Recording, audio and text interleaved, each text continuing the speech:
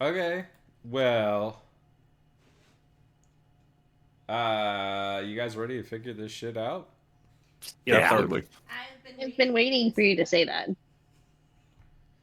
All right. I Well. don't even have D10s ready, so let's go. Oh, I should use dice. Where are my dice? I should use dice. That's you. That's what you sound like. Love you. Who you say love you to? Is that Lita? How much No, HP Nick, 'cause do I'm you mocking have? him. Take that much Oh. damage. I honestly, I don't know. I don't either. How do you know? How about 5? Does 5 sound right? 5 doesn't sound right. Is 5 5 could a lot? be right. Fuck if I know. You should 5 have is a lot. 18. Depending. Well, look at your main actions and what have- your free melee weapon strike is, and that tells you roughly about the damage. I have 30 stamina. Is that my health? Yeah. That is your health, yeah. But Oh wait, you don't. where do you get don't. stamina from? That didn't input. It's in your class. It'll tell you what your stamina is. So you're a Knoll, right? No case, but you're a Knoll, right? Yeah, You're a Knoll? Yeah. anal, as previously mentioned. All right. So you start at 21 stamina. Okay, so I have 21. Oh, I thought you were an actual, like, Knoll. I was like, I No, want to be a no. lizard person. Where are Okay. these classes? Okay. Yeah, 21 stamina for you, and I don't think you have a kit, so that is your health. There is winded in this game, which is half your hit points. The recoveries is 8. Your recoveries, yes, for your class is 8. Yeah, it's like a healing surge. Yeah, it's like a healing surge. Which the value of that is 1/3 of your hit points. So your value for your recovery is 7. Okay, wait. So would recoveries be 7 and then surges 8? No. Your recovery is 8. But the sheet is dumb because it doesn't actually tell you. The PDF actually has where you can put a value for what your recovery value is, or health you gained. So like I have an ability that at the end of your turn, if you're within range, I can tell you to heal, and you would heal 7 hit points or 7 stamina. Okay. I'm just gonna stand And you next have to to you. announce the names of your moves if they're named. I'm saying it right now. Yes. Oh, 100. Oh, I will do it in a cool voice too. If I ever get to use my ability. Silver Hawk Chop. You have to announce it. Dramatic monologue. Hellblade Fire. I have one that's just called blocking. Blocking. Which is funny. I love the subtext on it. No. You lose the audience that way. Try it like this. Oh, I was not a theater kid and did not pick up on what blocking meant. No. Do it again, but better.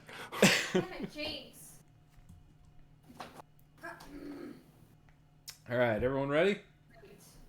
Absolutely. Like, Cool. fucking Eventually. die. Well, hey guys. Before Oh wait, did we figure out our last names? No. last names and reason why you're all agreed to return. Family reunion? Yeah, damn orphans. Maybe Some asshole called us damn orphans, and we're here to avenge ourselves. maybe like the owner passed away, or not the owner, but like the lady at the orphanage who The raised us. caregiver. Yeah. There is somebody that passed away. It is not the caregiver. Her name is Mama K, K-A-E. But somebody who did pass away is Fizz Rael, the person that technically owned the building had recently passed away. They a part of our lives in the orphanage? Yeah, they were around. What I'm hearing is we're on a mission from God to save the orphanage. Wait, were they murdered and maybe the ownership of the orphanage is in the air? Nope, trying they to were a save it? really old elf. Oh. What about the ownership of the orphanage? it should pass to That's Mama why I'm Kay. coming back. I'm looking at the documents. Who'd they leave it to? What if we don't trust Lucas?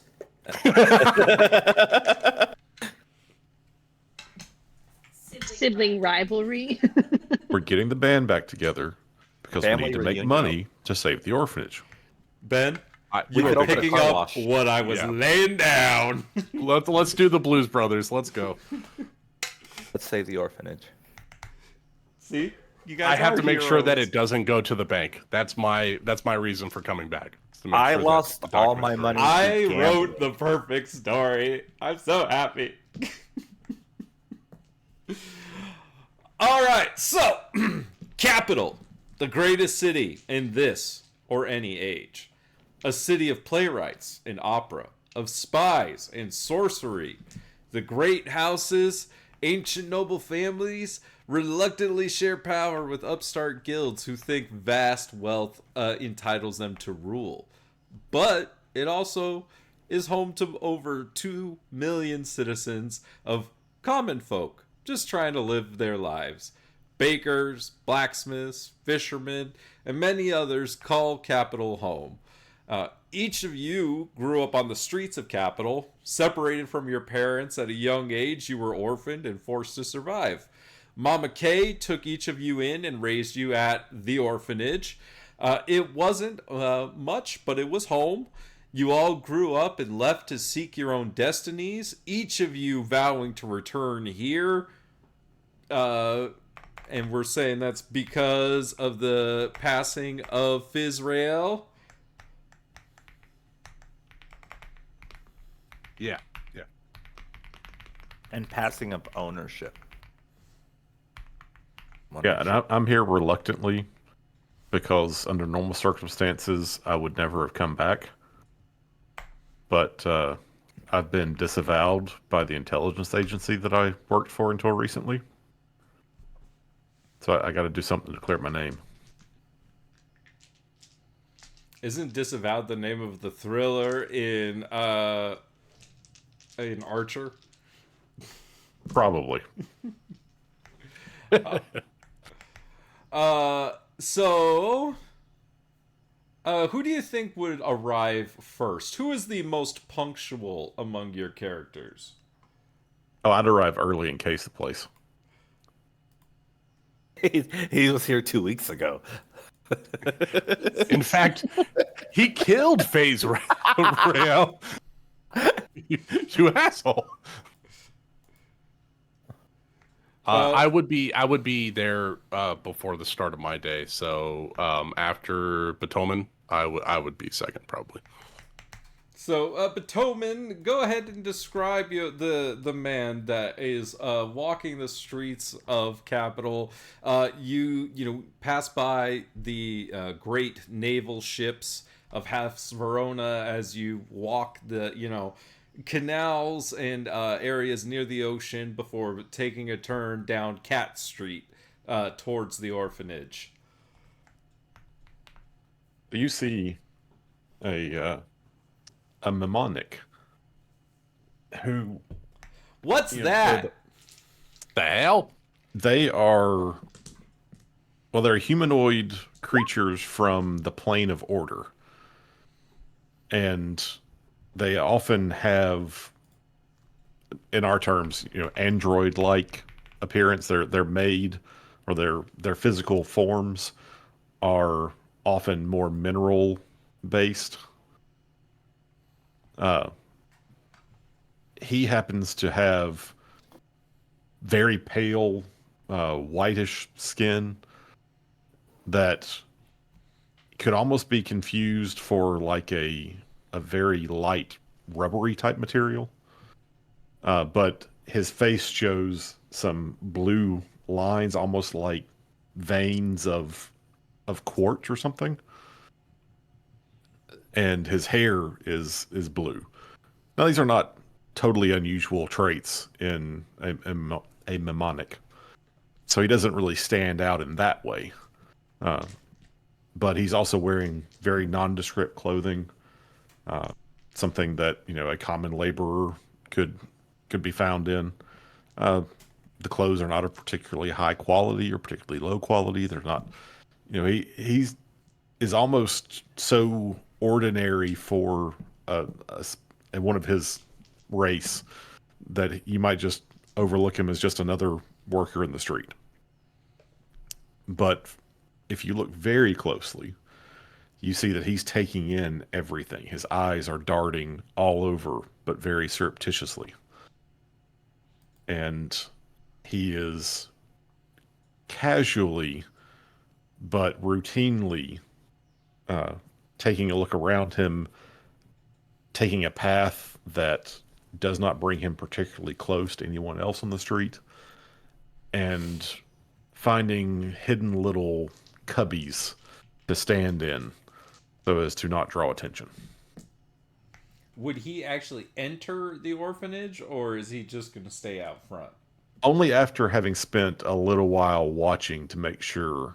Like, right now, he is very paranoid. He has recently been, sort of left to take the fall for a mission gone wrong. So he is feeling very isolated and very paranoid. Okay. Would anybody be traveling together? Oh. Because I could travel with Don't we have a couple of twins here? well, Yeah. and then I thought, Jeremy, did you not say your character was a criminal? No, my character was a criminal when they were a teenager, and then they got caught, and it was jail, and then Jail or the army? Jail or army, and I picked army, and then died in army, found a hammer, died in army. I am now coming back from army, hiding myself because none of my family knows I'm dead. So I'm just gonna pretend everything's okay, and ignore the fact that I am like undead. All right. And blue. So Talia, Bailiff got the record expunged. Talia, you're the next one to show up. You're coming down the street and you see a blue-haired man standing kind of near the corner, but has it so you Ben, are you saying you haven't gone in yet then? Yeah, I'm gonna say that I've been watching. Nothing overly suspicious seems to be going on, and I'm about ready to go in when I see Talia show up. Perfect. Talia, what do you look like as Batoman spots you? So I'm not as spiky as the art is, but I do have black armor, but I have a robe on over it with the hood up. And as she sees Batoman, she's just going to silently walk over. I've missed you. And she's going to give him a big hug. Like a big, mighty squeeze of a hug. Wait, Talia, is that you? Yeah, of course it's me. Who else would it be? You look positively ill. Oh, no, I got a case of the flu. I caught it when we were out in the war against other foreign nation I don't know about yet. Ajax the Invincible. Ajax the Invincible. Apparently he is. Yes, well, Valeth told me that you'd ended up joining the army. And what's it been? 15 years now? Something of that timeline. It's hard to remember. It's hard to remember. I got hit in the head, so I have a little trouble recalling some memories and such. But I couldn't forget your hair. Are you still paranoid? Always. Good. Good. They're always watching. Did you also get a message from Valeth? I did. Like right before I went to battle, I got that message, and that was pretty sad. Pretty sad. I didn't know him, but I do know that Valeth is going to be around somewhere, and if he does his magic, he might end up owning the orphanage, and I don't think that's good for anybody. Personally. Oh, gods no. Yeah. You remember how he always used to trick us out of our candy? Well, as he tried, I'd always stole mine back. I was like 16. He's just still doing it. He's a dick. I miss him, though. I can't wait to see him. It's been so long. Yeah, it's I guess it'll be good to see everyone again. Familiar faces and all. Oh yeah, oh yeah, and just yeah. You say I look that different? Do I look like really different? Like her eyes are a completely different color, and she looks very sickly. You, I guess the army just didn't suit your health. You look again quite ill. Uh, Almost to the point I feel like whatever we're going to be doing, you need to start with, oh, I don't know, a week of bed rest? Oh, no, no, no. I feel fine. I was sleeping for about a week, I think, one time after a bad fight. I got knocked out, and then I swear I laid there for like a week. So revenants have this cool ability where if they get knocked down to pretty much death, instead they go into the stasis field where they'll slowly regenerate health over days or a week, unless they take fire damage, and then they can get back up. Well, I guess Old ass elf. I guess maybe we should, I don't know, go inside and see Miss K. Let's go see Mama K. And yeah, I'm gonna head inside or head towards the door Yeah, I in mean, case you someone guys happens to. head inside. You open the doors, and there is a burst of sound that comes out as the screams of children running up and down the halls can be heard. As that, the familiar sounds of the orphanage and the familiar smells come flooding back into your memories of doors that you have opened many, many times, but not in a long time. But it is uh, almost seems unchanged as you walk in and hear Mama K yelling at some kids running down the hall. Oh, it's a fat child. How much are they feeding them these days? That's good. That's a good sign. Hopefully, it's not too bad if the children are that healthy. I'm not Oh, sure that that's was healthy. that one's super skinny though. That's weird. It's weird. Oh, hello, Mama K. And then Talia's gonna run up and give her a hug. Oh, my goodness. Talia, is that you? What's wrong with you? Are you sick? Oh, I got a bit of a flu, but it's okay. I'm doing good. Just fine. She like reaches into her pocket and tosses like a medical mask at you, and she says, "Put it on. I'm not having you get all my kids sick." I will put on the medical mask. COVID protocol. And Batoman, by the gods, I never thought I'd see you again. Yes, well, it's good to see you, Miss K. Are you a hugger, a bower, or a handshaker? I'll do the bow. She will bow to you. She remembers exactly all of your little idiosyncrasies, let's call them. Yes. Oh, I also forgot to mention And, that. and there's also an orphanage cats. Of course, there's orphanage cats. Oh, of course. For those of you who haven't read up any of the book, the mnemonics, think of them as kind of like Vulcans. They come from a plane that is largely emotion free, and only here on like the normal material plane do their emotions get the better of them at times. Oh, that's cool. So, Batoman is not going to be a particularly emotional figure until it all just gets too overwhelming and he explodes. Lie. Well, while the two Mimics of are you so cool. are exchanging pleasantries with Mama K, there are a couple of horned individuals that find each other at the end of Cat Street. Who would be there waiting for the other? Charles, what are you doing? I do believe that Valeth would be waiting for his sister. As is in real life mirrored as Mama has left the room. I'm sorry. Yes. My I sister's always couldn't late. tell. Charles was playing this cat game, and I couldn't tell if it was my cat or the video cat just meowing incessantly. Oh, is he playing Little Kitty Big City? Nice. I just heard this meow, meow, meow, meow, and I was like, "Is my cat okay? What's happening out there?" I'm sorry. Charles, what'd you do to the cat? But this is actually perfect because, yeah, no, I was absolutely imagining Rohiri is always notoriously late for pretty much everything. So this is perfect, and she's gonna come around the corner, seeing Valeth just waiting there, probably tapping his foot on the ground, waiting for her. Mm-hmm. Yeah, Sorry, I knew I said it'd be 20 minutes ago, but there was just something, and I got really distracted, and it just I'm here now. Don't worry, sister. I will take care of all of your untimely appointments. You always do. You always do. And she's gonna smack him on the back real hard. And her eyes are gonna glow a little bit with excitement as she sees the old orphanage.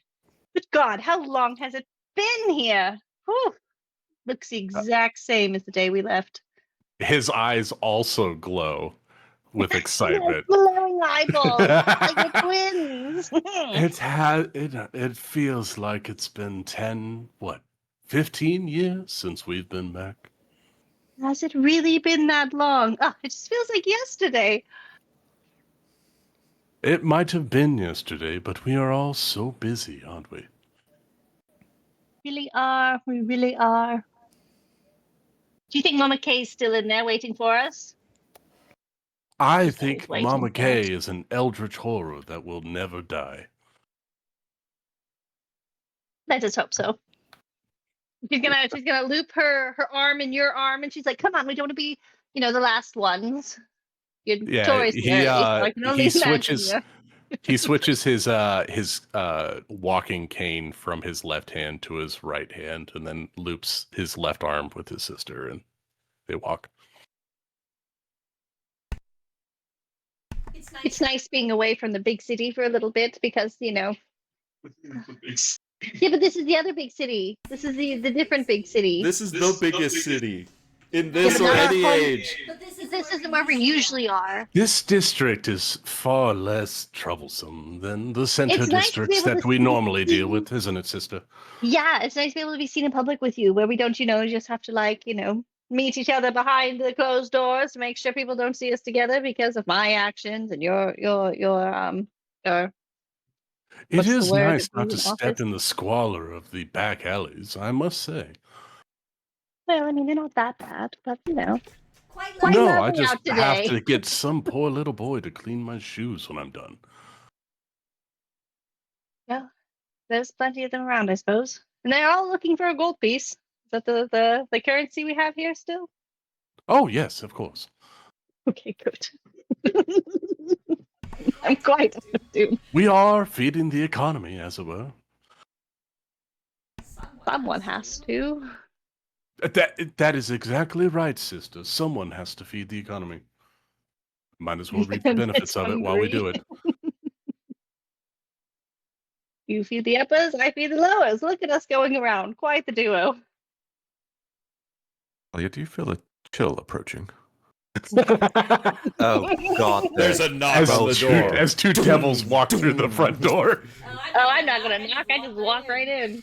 Oh yeah, It's no, home. Oh no, you hear the cane. yeah, ka-tunk, ka-tunk, Son and then of the a doors bitch. open up. People just standing there in the doorway. It's like that scene in How I Met Your Mother when Barney Stinson comes back in his suit. Just the two twins standing at the end of the hallway. What's the scary movie? Well, could you describe your character for wait, us, are those Amanda? stairs- What, Oh, yes. what do you look like? As the door opens up, you see a 6 foot tall, chocolate brown skinned with individual with immaculate jawline, orange copper hair that bleeds into black in places, or rather it's black with copper that bleeds into places. And these horns that are just polished so elegantly with this copper tone polish, and his eyes glow with a brilliant silver. He wears a crimson red embossed leather vest with a nice white silk scarf, and he has dreadlocks that are tied up just at his shoulders. And the rest of his outfit is crimson with silver trimming, and he wields as he walks, a long crimson walking cane that has a silver head. I'm going to say it's like a lion's head, silver lion's head atop of this walking cane. And who is standing next to him? Oh, wrong button, wrong button. I will have you guys know that I picked my picture after Lucas picked his picture, so I had to find someone as beautiful as he had already. So that's what brought us here. You So made him look silly. You're so pretty. It's dumb. I know and she's the hot one. We're twins. we are beautiful together. I spent a really long time trying to find someone that had like Don't a you hate similar that? expression, and like I was like, we can find this. That's very I My started mouth just- curves up because I have a conniving plan, and your mouth curves down because you have to enact it. we're quite the duo. It's perfect.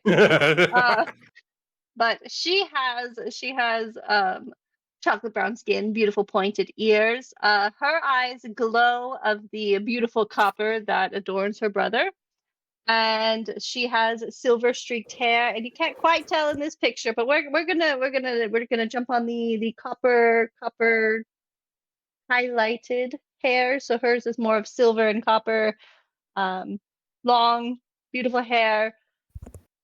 She is in more of a less pressed suit than her brother. She's in much more commoner clothes. She likes to be a little bit more discreet because she makes up for that with her beautiful smile. So she doesn't need elaborate clothing to make up for it. But yeah, that's her. That's her. And she's there. She's ready. She's got her cloaks are a very dark, probably black grays, in case she needs to make herself not known in a moment. I do love that there is besides our skin tone, there's an exact duality between us. Like my highlights are her lowlights within her character. It's so good. Perfect. We're yin and yang. Yeah. We are both evil and good at the same time. It's perfect. I'm so excited. Ah, Valeth. Looking every bit the politician. I had heard you had gone into that particular branch of devilry. Well, we all Isn't he, play though? to our He's suits, quite don't we, exquisite. Batoman? One does one's best. Look at you, looking as blue as ever. And Talia, you look, well, Oh my God, you look quite Rohiri! atrocious. You look like I'm the gonna run plague. up and give you a hug.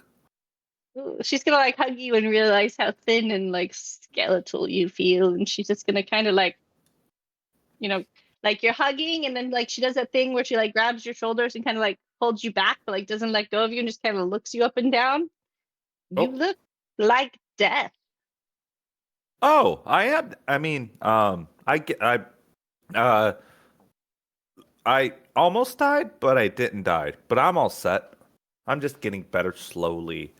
It's a slow You don't process. look it. Maybe you should try some sunlight and get some color in that skin. You looking I mean, She says she has the flu. I do. Oh. I have the flu too. That as well. I'm glad you have the mask on because that spreads like wildfire. So that I guess. I know it's been a long time, but God, I hate to say you look terrible. You look wonderful. Oh yeah, I know. I look rough, but hey, I'm alive. At least And you're that- That alive. you are. That you That are. is the bright side. That is the bright side. Valeth? And then Talia, it's a pleasure to see you again. I want to hit you. I know you do. Most of So the people Valeth- do. Why did you summon us here? Unfortunately, it seems like the orphanage is in default. And as law dictates, that it is to move back into the ownership of the bank. And we need to solve this problem. Because I don't want these children to grow up on the streets like we did. And it's a big problem at that, because as you have Valeth, you came and talked to Mama Kay before, Oh, yeah. and learned that the problem is that the will and testament of Fizrael, as well as the deed to the orphanage, lay in the bank of the vaults of Hoth, which unfortunately is located in the district of House Valletta and is now currently run by undead. And unfortunately, due to the Lilac Knight and the decree from the Duchess Lenore that none of the coffers of her realm will flow until her husband Maximo is returned, the vaults have been locked for years. Well, And you're also well aware of a rich asshole that's been sniffing around the orphanage, but goes by the name of Kashkem Halcyon. He has been trying to get Mama Kay to sell him the orphanage for years. And so you are worried about this rich asshole scheming up some way to snatch up the orphanage while it's in, as you astutely put, default. It would appear that this deed for the orphanage is within the Vault of Hoth, and House Valletta owns the vault. But they're currently not accepting business because the good lady does not want to do business until her husband is returned to her, which is absolutely preposterous because that's never going to happen. I mean, it And could happen. there's someone that's slinging a coin purse around trying to just pick this up off on pennies on the dollar, as it were. How much money is it? How much money do we need to raise? I'm not sure if it's a matter of coin. I think it's a matter of transferring of ownership via deed. It might be easier for us to just get it ourselves to make sure that these children don't go out on the street. I'm just saying, we could raise enough money with a horse wash to buy it from the bank. Oh? Horse If the wash. door is locked, it doesn't matter how much money you have, you won't be able to open it. That is the problem. It's we need the deed. I still don't get it. She's not letting anyone deal with the deed until she gets No, her I husband get it. back, My character's not going to get it. which is why I'm re-explaining it to your character. It's going to be a do what now? Hey, why don't we go discuss this in a room away from the children? As Mama Kay kind of directs you towards her office. What's that fat one's name? Deepest apologies, okay. Huh? Oh, that is Harold. Harold. Do some jumping jacks. It'll be good for you. Why don't you go fuck yourself? It'd be good for you. Whoa, Harold's got a mouth. I'm trying to give you good advice, Harold. Just I listen. think he makes a good lawyer. You make me hate Like, that that's word. going to get him shot on the street. I can't believe he hasn't been shot on the street. Well, he doesn't talk like that. Are you out talking there. about me? He feels safe Yes. here. Yes, you. You, the man who told me you were going to get me out of jail, and instead you got me in the goddamn army. I kept got to you my out of jail. word. I got you out of jail. It Holly, wasn't if it my makes you fault that feel you any were going better, to the Great War. I have certain knowledge that there have been at least 2 attempts on his life. Children, into my office. Our times a charm. Yes, ma'am. Yes, Mom. Sorry, ma'am. It's this old there it lady is. who It's can okay. command a group of adventurers. Children, I need you to go slay a dragon. Hey, shut the fuck up around the actual kids and get the fuck in here. We all step into place. Oh shit, Mom's talking. One of them just told me to go fuck myself. We'll deal with them later. I took the I took the long route. I had to pet the cat. Holy shit. no No wonder you're always late. Why don't you just ever take the direct path to a door? Well, I just wanted to see the place for a minute, and it's been a while, and I just thought I could observe and just enjoy the space. You guys take care of this. You just tell me what door you want unlocked, and I'll take care of it then. And she's also holding a cat. And now I have a cat. Did you just steal that cat from that little girl? It was easy. Orphan life. It's ruthless. It's ruthless.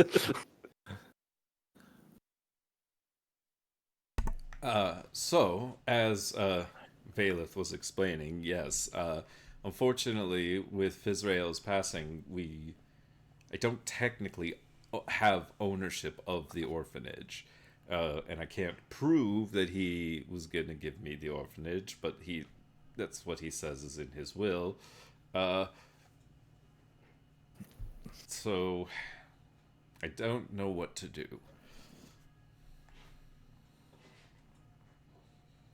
We could go break in and steal the will out of the vault. Or You we can't could bring... prove ownership of the building without the will or the deed. How could anyone else claim ownership? Well, we could just go get both those things. I'm confused.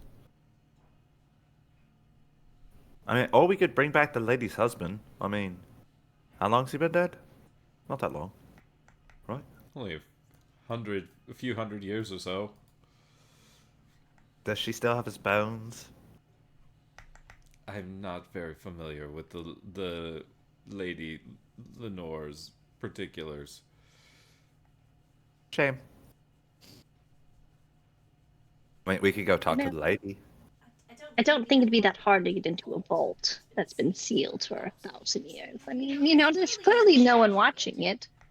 That sounds like a challenge for the criminal gang that we used to run with. I don't know the name. I've forgotten the name. I never really left them. We Oh, do no things a shit. little bit different. You guys just left me on that job. That's okay. I forgive you. You didn't have a choice. I Unlike mean, someone.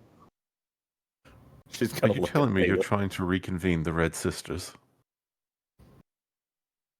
Reconvene the Red Sisters. I That's a good mean, move.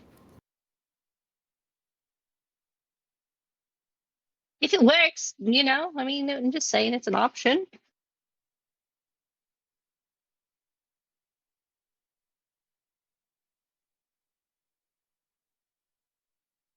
I knew there was I going to be don't- some form of trouble when I answered your letter. Look, I'm terribly But sorry. you still answered. I do appreciate everyone coming here, and all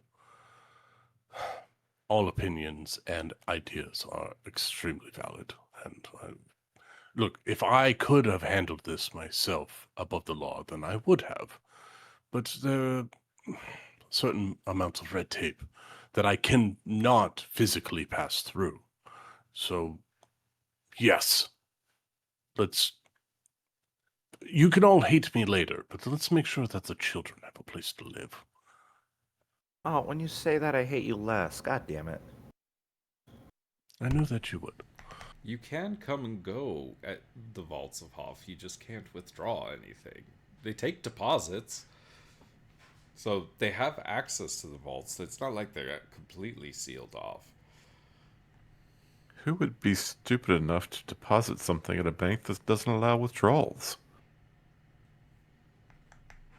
I mean, as long as you're earning interest, it could be a really good long-term investment.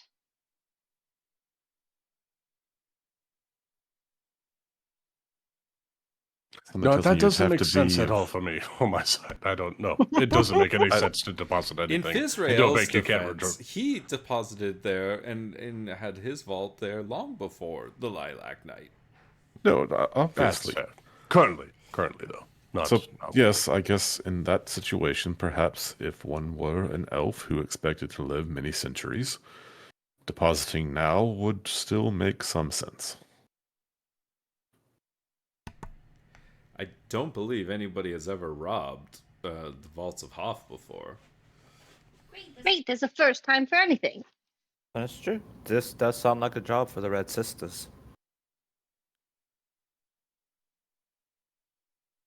At the very least, we may not be able to withdraw something, but if we could make a copy of this will or deed, then we might have grounds to get a post-mortem transition of ownership.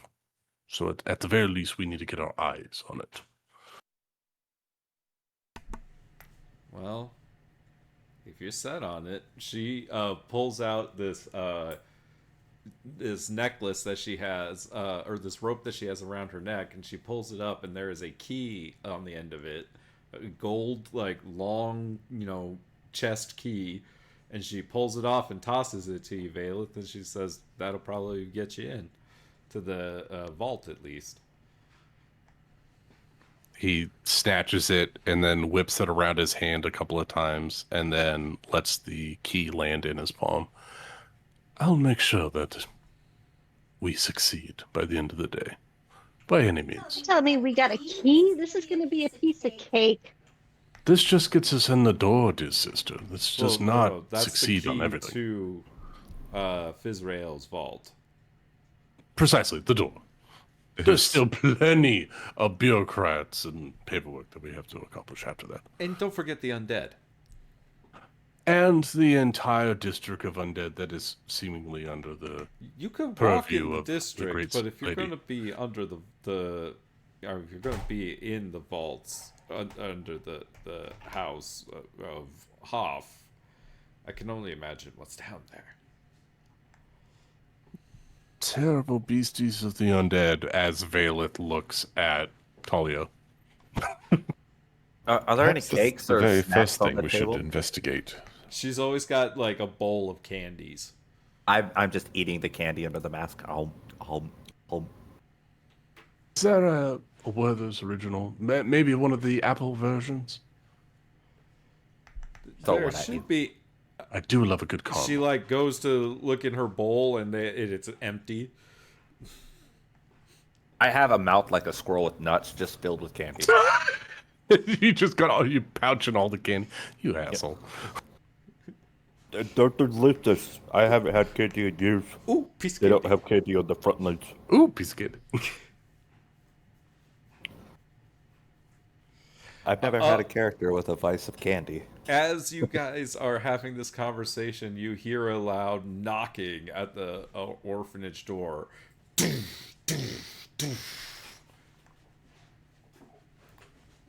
I can get it. There's a... Oh, we probably can't even see from the window of this room, right? I'm gonna open that door. God. You open the door, and there are two individuals standing outside. One is a human man that is dressed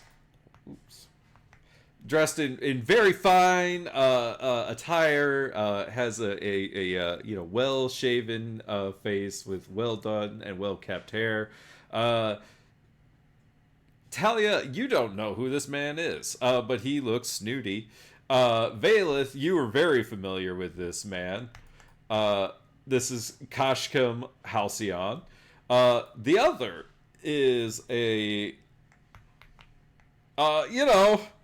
very pale-looking gentleman, wearing noble's clothes and carrying a large scroll in his hand. And he is the Baron von Hoff. The Baron addresses you, Talia, and says, I request the current claimant of ownership of this establishment. Yeah, one moment. And she's gonna step back and close the door. Ugh. I don't know who those guys were. And then she's gonna walk away. As Talia walks away, it's the people that are trying to buy the orphanage, Talia. Wait, no, fuck those guys. No, I got a word. I'll put an arm out like, no. We Only will do face this the right appropriately. Mama Kay, Go ahead. Let them in. the buyers are trying to sell you again. I don't think it's trying anymore. If the Baron's with them, go ahead and open it. I'll open the door. Pardon me, Baron. Koshkum. Bailiff. Pleasure. Are you the current claimant? That is me. It has come to our attention that you do not have the deed to this establishment. Could you procure the documents? You have 30 days to provide proof of ownership. Otherwise, this building is foreclosed. And you see he has opened a scroll and is reading from it. And then his makes a motion, and a zombie or a skeletal figure comes from the side. Oh shit! And they're carrying like a wooden sign that says "foreclosed" on it. And he's, and he says, and he motions, and they have like hammers and nails, and these 4 skeletons hammer this foreclosed sign onto the front of the orphanage. 30 days to provide the proof of the deed to this establishment. Otherwise, it will be put up for auction.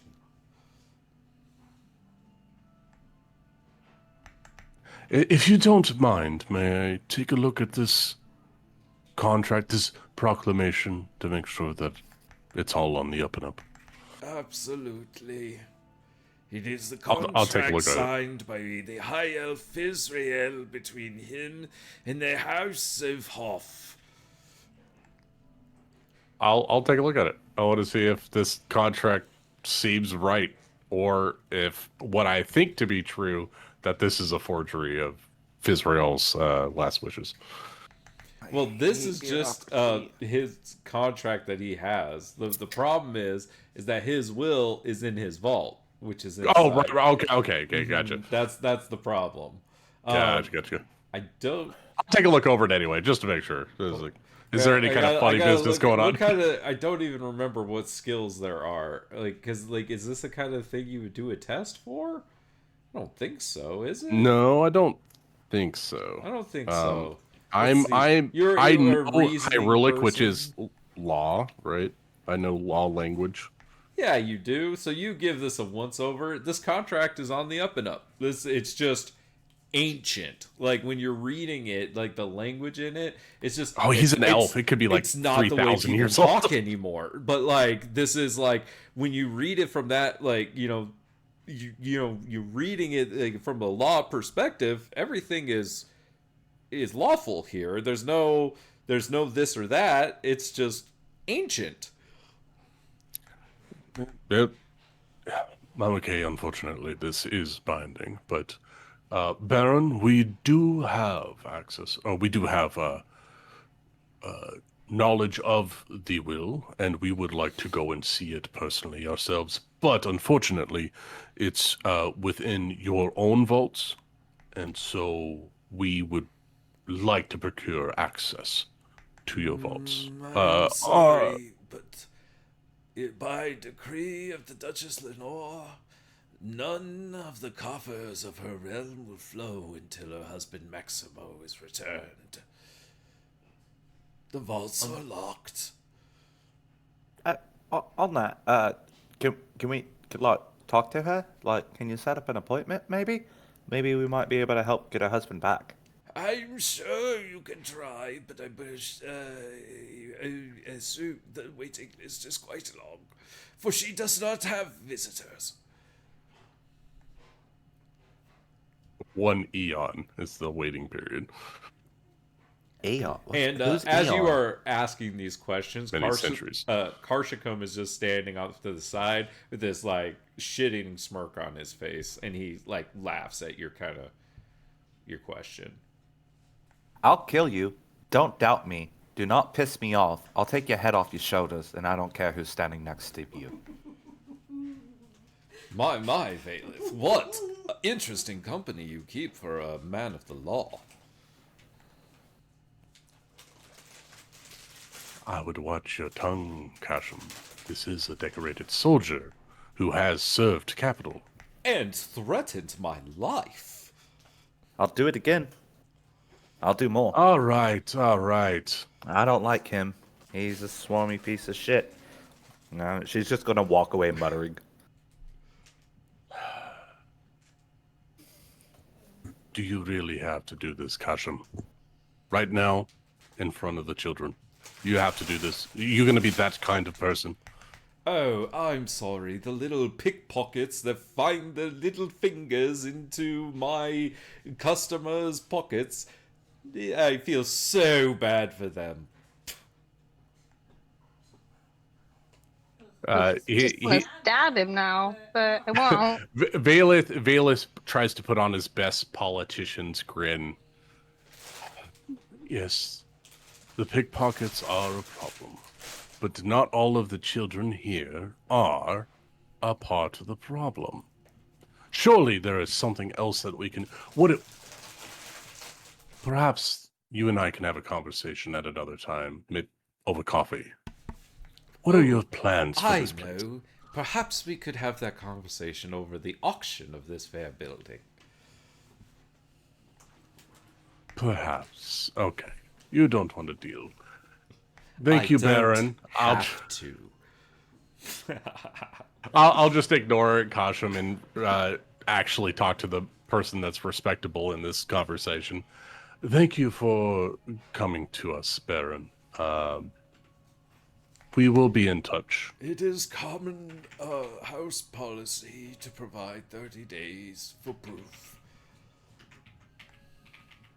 I thank you for your discretion and the time that you've given to us. We will be in contact, and we will provide the appropriate documents within the 30 days. If you need movers, we do provide movers. As he snaps his fingers and you see more undead emerge from the shadows. And you can see that some of them are wearing like little like hats that say like mover and things like that. And he says, for a minimal fee, of course. Of course. So, you'd be my first option. While all this is going on, Batoman has been like on the stairs, out of view, listening. And I'd like to make, because I have a skill in read person. That sounds like fun. So how do I go about making a skill check? So just roll 2d10 and tell you what I roll, or? You know what, Ben? This is the first. What is this called? A power roll? What do we call it? It would be a power. Test? Everything's a power roll. Okay, and this is a test. Is what it's called. This is a test. So this so would you be have the to first take test. the difficulty. Right. Is this a negotiation thing? What is this? Read through well, you could do a generic test, so you can assign a difficulty to it, right? An easy test, a medium, or a hard. And then his is a roll plus his skill, which will be a +2, I believe, if he is proficient in the skill. And then you can determine what it is based on the difficulty of the test. So what does your ability try to do? So read person. Let me pull up the skills and try to give you a description real quick.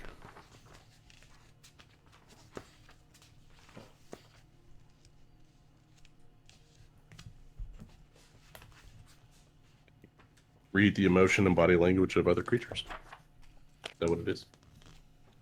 Okay, here's the test difficulties. Okay, I got it. I'm having a hard time finding the actual. Yeah, it's what happens if you succeed? Is it a skill? Is it a? Yeah, it is a interpersonal skill. I know that. Interpersonal skill. Yeah, it's an insight check, and you just have to determine the difficulty of his read on the people. Who are you trying to read? The Kashkim. Like the Baron seems pretty, just hey, he owns the building. He's just, doing his thing. But obviously something is driving Kashkim. I want to try to get insight into why is this guy coming after the the orphanage? Because there's no way it's just because of pickpockets. Like he's angling for something. Okay. And I've got society, I've got read person, I've got eavesdrop, I've got rumors. Okay, so it looks like I'm going to make a presence test, and then that's going to be your DC, basically. Am I reading that right, Lucas? I think I'm reading that right. So there is an opposed NPCs power roll for on deceptive 253. tasks. If you want to do that, Yeah, opposed power rolls. that's what I'm reading right now. Cool. So, it's gonna be a 12. Is your difficulty? So you need a medium success. Medium right? success. Yes. So I Okay. think if you have the skill, it's +2 to your die roll. All right. And that makes my result a 17. Okay, That's then you a are successful in reading the fact that Karshakam is beside himself excited about this and very happy to finally have a chance to get this building. All right, so there's something way more than just, getting. So that's given my character's background and everything, that's an angle I'm going to try to investigate is what is it this guy wants with this building? Yeah, is it the land? Is it the location? Oh, Is it okay.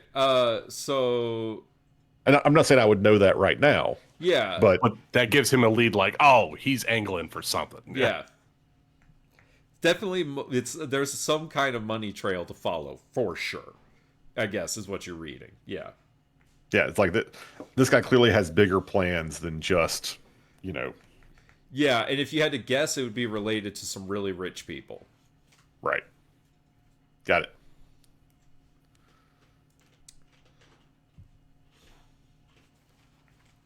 Is there anything else anyone would like to do or say in this particular scene before the Baron and Karshakam leave you?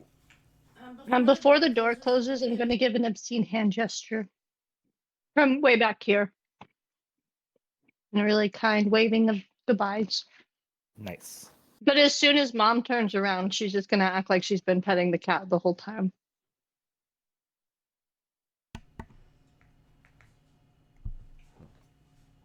How crude. See you around, Valeth, Mama Kay. See you in 30 days. Please reach out if you need the movers. Good day.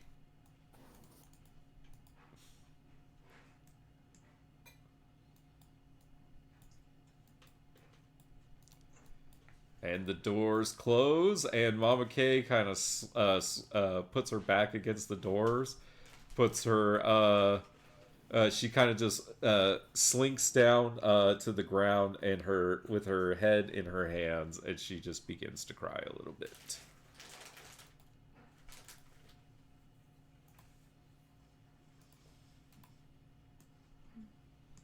And Batumen doesn't really know what to do at this point, but he's going to come up. Miss Kay, perhaps go back to your office? Yes, sorry. Just need to pull myself together. Okay. Let's go. Valeth, as we're going back to the office. Valeth, what do you know of this Kashkim? What is it he wants with this place?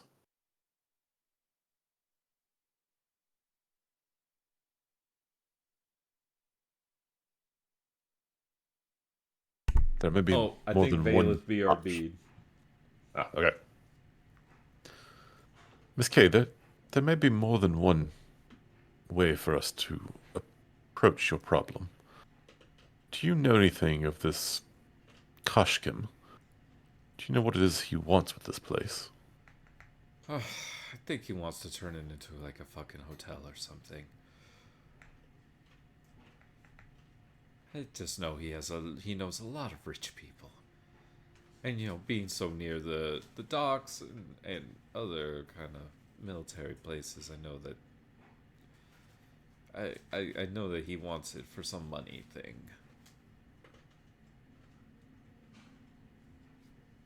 Yes, I see. And he's offered a decent amount of money in the past, but I need this place to take care of the children.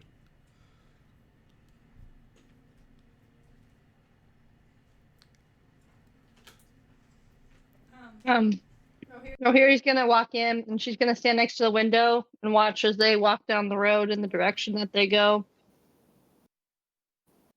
Well, not really money that you want. It's just the deed, and I think that's something that's definitely doable. I've done more with less, so I think we can figure out a way to make that work. Yes, and I think I already know how we will explain how we came across the deed once we retrieve it.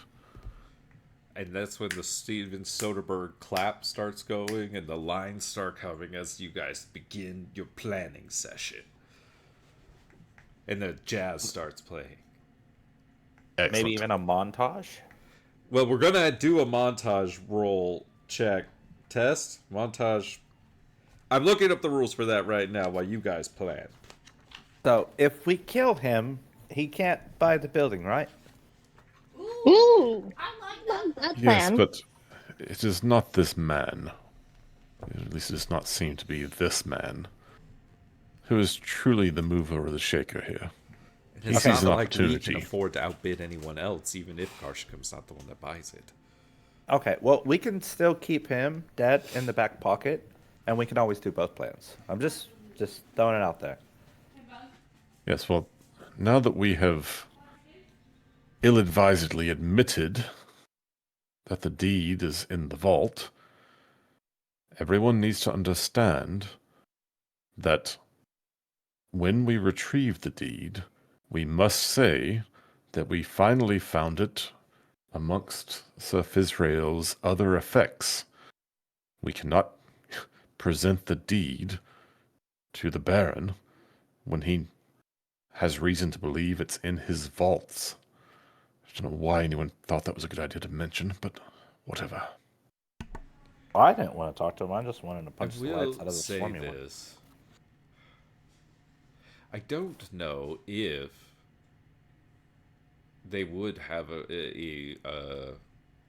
list of everything in somebody's vault. It's personal. Yes, this is exactly my point. We can claim we found it amongst his other effects where it had been overlooked previously because of our desperate search for it.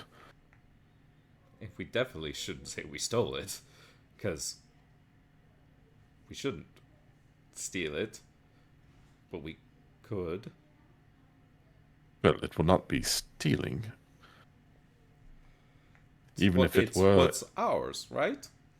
Exactly. Even if it were in the vault, it is Sir Fizrael's property, and upon his death we are to read his will and follow its assertions. Well, if this were anyone else, I might think this plan was crazy, but since it's you four, I have no other options but to support you. Tell me what you need. Right now, do you perhaps have... And he's going to list off just some, mundane things. Because I'm also skilled in forgery and disguise and eavesdropping and hiding and sneaking.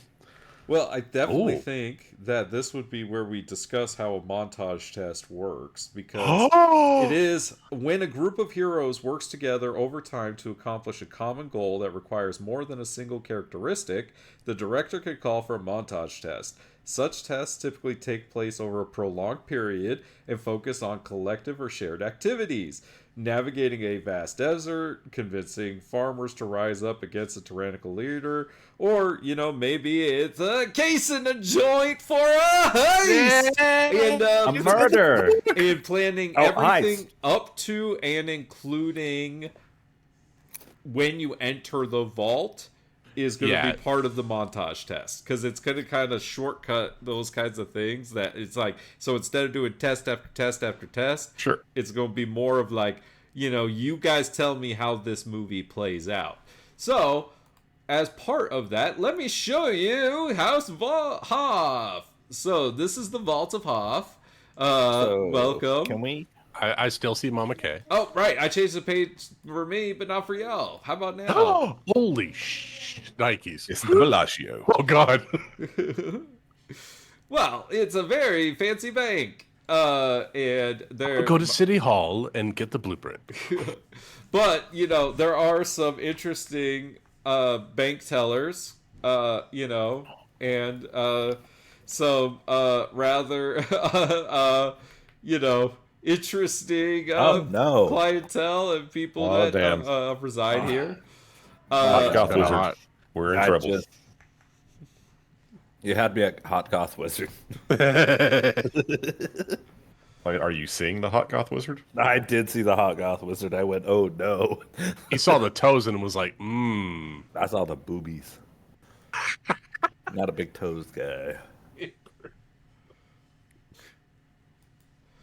Oh, and I need to put. Oh. Hey, I fit in. Hey, I know that guy. Does anybody else know that guy? Rachel's not here. It's Chad. Oh, this hole. Oh, Wait, so yes, I the I undead have to don't talk sleep. to Ian to talk to the lady about her husband. Where is this Eon at? Okay, so the lady and her husband, she is literally the ruler of this whole district and is an immortal vampire. So she doesn't exactly entertain much for people with common complaints. Oh, this isn't common. It's the orphanage. It's different. So, Can't false the logic. there are certain things that go into a heist. You need, a way to get Information. information. You need schedules. You need the best time to strike. You need the location of the vault. So, how the hell does this montage thing work?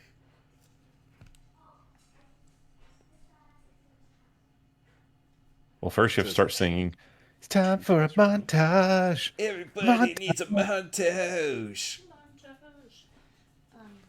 Cereal for dinner. I got his bowl done. You just have to give him milk. Sure. Okay. So a hero can spend their turn using an item, ability, or other option they have available that they believe can help in the montage test. For example, in Ocean's 11, they have to figure out how they're going to get into the vault. They have to figure out, how they're going to, trick all the monitors and stuff. All of these things that go into planning a heist. Keep an eye on the important people. Make sure they know where they are and what's going on. Yeah. Yep. You need a face to run distraction. So you guys know how this goes. And you need muscle to kill that asshole. So it says that the director decides that this clever action gives the heroes 2 automatic successes in a montage test with no individual tests necessary. So if you're creative enough, I could say that works. What? You want creativity in my TTRPG? Yeah, so it says, for example, if a group of heroes want to cross an ocean on a sailing ship before a storm begins, one hero might make use of a magic fan that creates wind to keep the sails full day and night. So, if you're very particular with your skills and how they might help you get into this fucking bank, You know. Oh my god, I have an idea. All right, hear What's me your out. idea? What if I apply for a job? You are dead. I am Wait. dead. Ocean's 11 had the guy go in and be a dealer. I I think that's a great idea. We need You need an in man. And I have persuasion bonuses to talk to dead people. You are the perfect person to go in there. We would love to give you an interview. Perfect. I'm kind of open all week. Do you have a time slot tomorrow? Maybe tonight. I'm just so excited to start working here. Do you have any references? She's gonna lean in real close and whisper Necros the tyrant.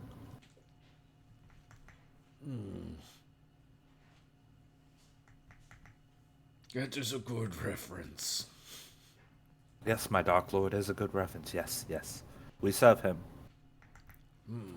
I think you will understand what we do here very well. Very, very well. Yes. We take things in and nothing goes out. Nothing. I like taking, but nothing shall be taken. I totally get that idea. Well, the first Thanks, thing, Motto. he hands is- you a broom and a mop bucket. Okay. Yeah. No. Just point me in that direction. I'll get to work. The floor needs mopping and sweeping.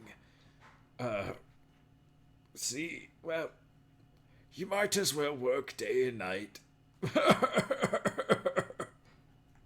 Right. But I do smoke. Do I still get my cigarette breaks? You're not in a union, are you? No. We no, don't no. do unions here. Oh no.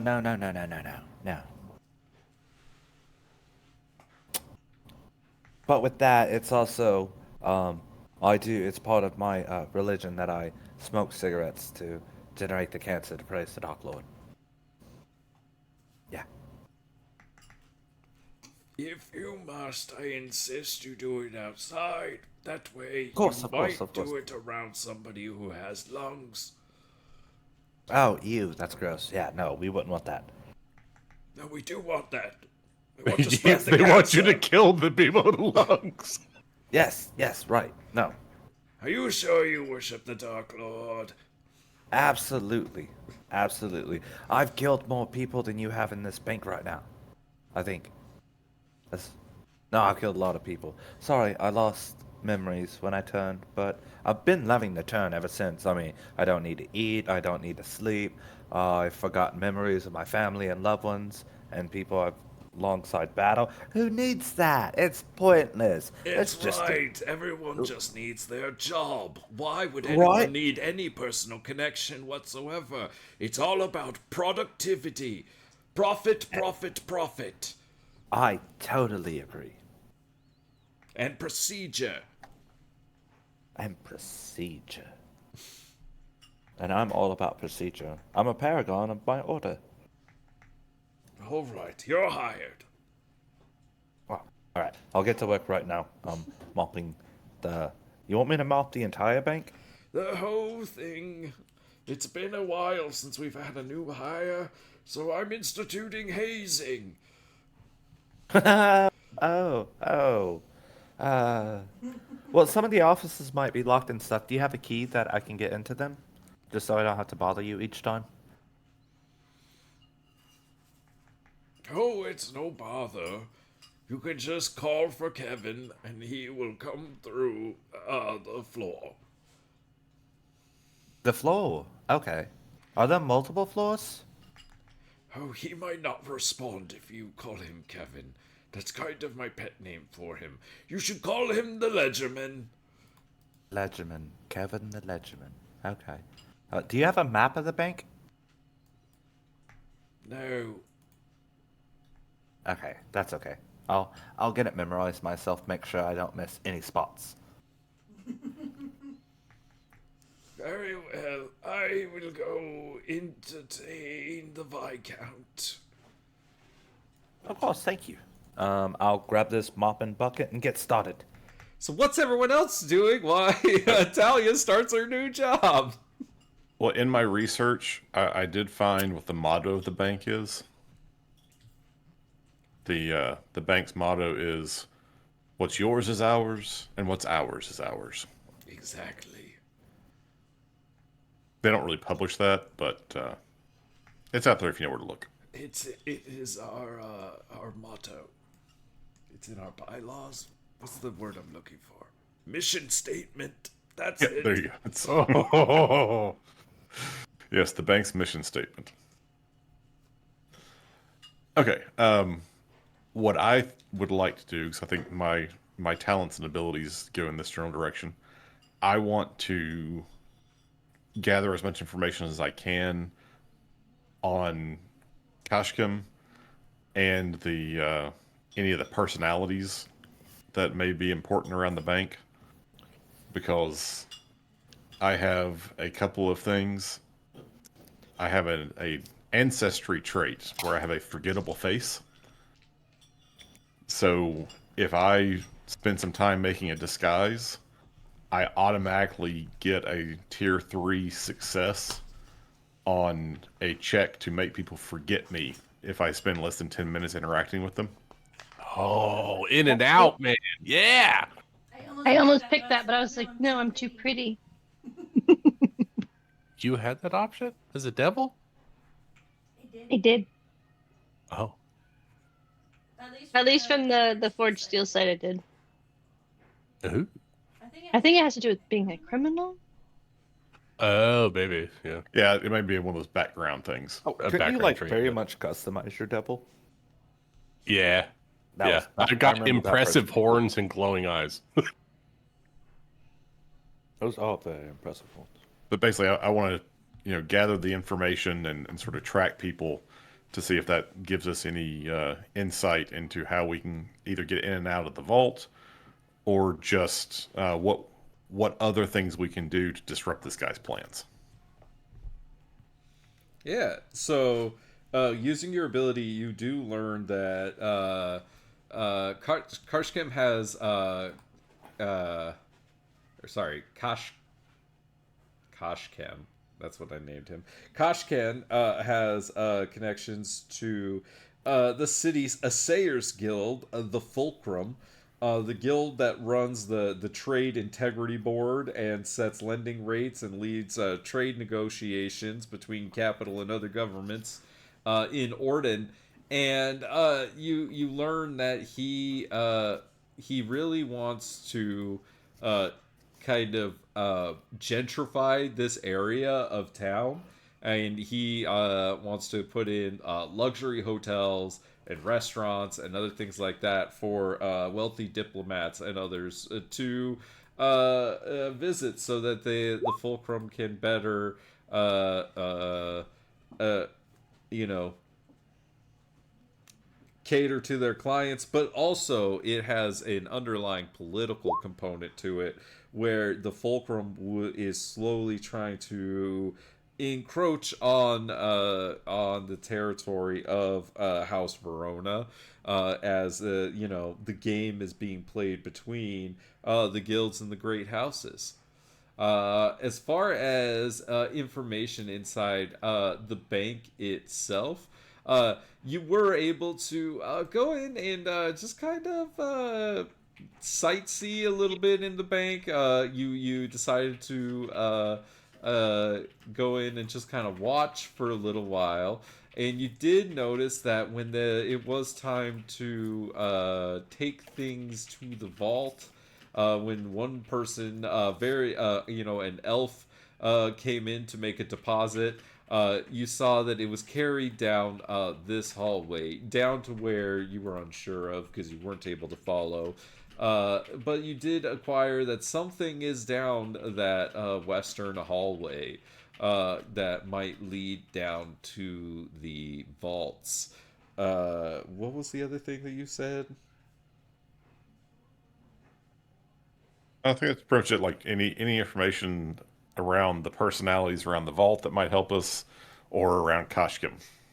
If there was, and I think, finding some information that I could potentially leak to the right people to have them also want to interfere with his plans is certainly not a bad thing. Yeah, you are actually able to find a rich benefactor that is willing to make a deposit at the vault and have you as their representative so that maybe you could see how things are taken Yes. down into the vaults. Yes, I need to be very careful and make sure that the security is sufficient. My heart's not great, and so it may take me a little while to get to the vault. And So you do There's people smoking outside. You have to be careful. as part of the deposit, you are led to this back room of it, and the rug is removed, and there is a switch that is pulled as the stairs are revealed that go. Oh wait, hold on. That's not how I wanted to do that. I think I wanted to have the stairs go above onto the floor. Either way, can I bring this to the front? Bring to front. There we go.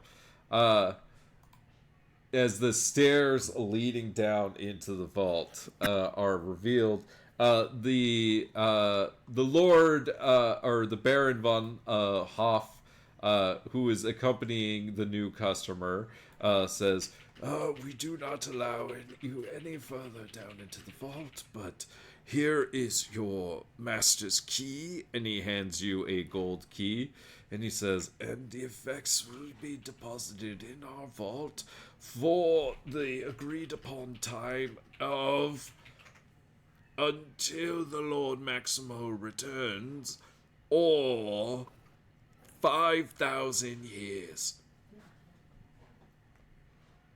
stood. I must once again express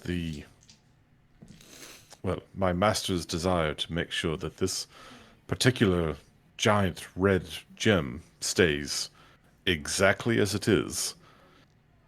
So you can guarantee me that none will have access to his vault. Kevin! Ledgerman.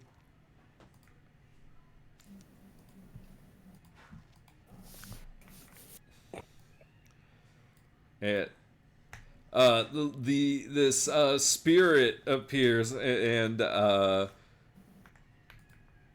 he says, "Yeah, boss, what's going on?" He says, "This is the ledger keeper." We call him Kevin. Boss, I told you to stop telling the customers that. I am the ledger keeper. I'll make sure your stuff's taken well care of. Can't have you go down in the vaults, though. Not too safe for, the living. And, well, I guess, why? Well, we gotta make sure things are protected. So, there's a number of things that are just not too friendly to those that got a heartbeat. All right. Well, could you give me any particulars about these things? I would love to convey them to my master to ensure that he understands that his gem Sure, will be... we got basilisk protection, undead protection, elemental protection, and yours truly. Not to mention we got the Baron and everybody up here. The security's pretty tight. And the new janitor. Excellent. Excellent. My master will be most pleased. Oh. Well, I render this unto your safekeeping. All right, have a nice day. Do.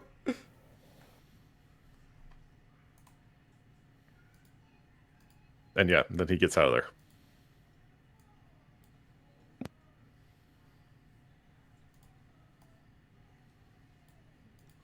I'll be right back.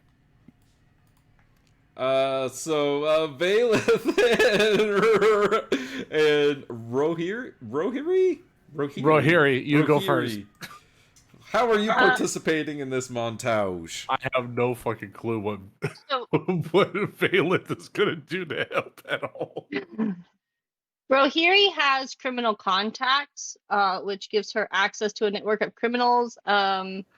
Well, I can ask a question of my contact by making a presence test on a tier 2. I learn one piece of information that would be common among criminals, like a secret entrance into a building, or something of the such. So, like, my goal is to kind of speak to the lively characters around here. No pun intended, but it fits. The and see if there's some sort of maybe rumors of like some sort of secret entrance into this bank that's never been broken into before. On a tier 3 outcome, I can instead gain knowledge that would be uncommon. So my goal is to see if there's some sort of lore around this that people are aware of secret entrances, pathways, blueprints, something Amanda is having not a to traitor. do. We were clear about this. I need to know the interpretation was accurately reflected. I quoted you Well. and said, Oh. "You traitor." Oh shit! Allie came in with a vengeance. Context. Your voice makes my soul happy. Repeat the words, she is not preceded traitor. Apparently, your voice makes her soul happy. Well, she makes my soul happy. Oh, History will say they were roommates. History will say her name. apparently, See, history, this is history's going to say just you were hearing her roommates. voice is better than the whole Brazilian were barbecue. roommates. And she is now claiming pretty- that she would rather have been here listening to your voice than having Brazilian barbecue, which is exactly what she didn't do. What she really would want would be to take Allie to the Brazilian barbecue. No, That okay, would be yeah. ideal. Nick's pointing out that what she really wanted was to take you to the Brazilian barbecue. That would be logistically challenging. Yeah. But I It would appreciate be. the gesture. Anything for Allie. I'm not repeating that. Don't worry, the internet's got it. Allie, if you want to hear it, here's the timestamp. It's streamed. Lucas is recording everything, so he says, I will give her the timestamp so she can hear it. Speaking of which, Lucas, is your bard designed for this test, like blocking and stuff like that? Yeah, maybe. I'm trying to figure out the rules, Nick. I don't know what's You're going in on. Ocean's 11. How do you participate?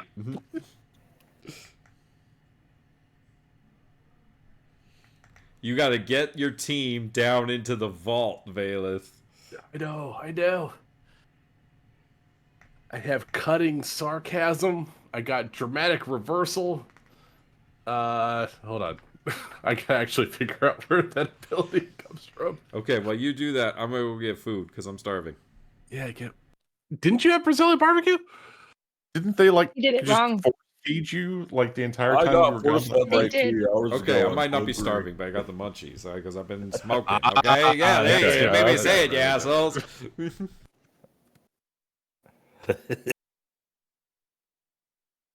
I mean, technically speaking, blocking is a combat ability that I can make people teleport. I don't think that's going to help in the investigation and or infiltration. Well, it'll help with the infiltration, but I don't think it's going to help with the prep for the infiltration of this vault.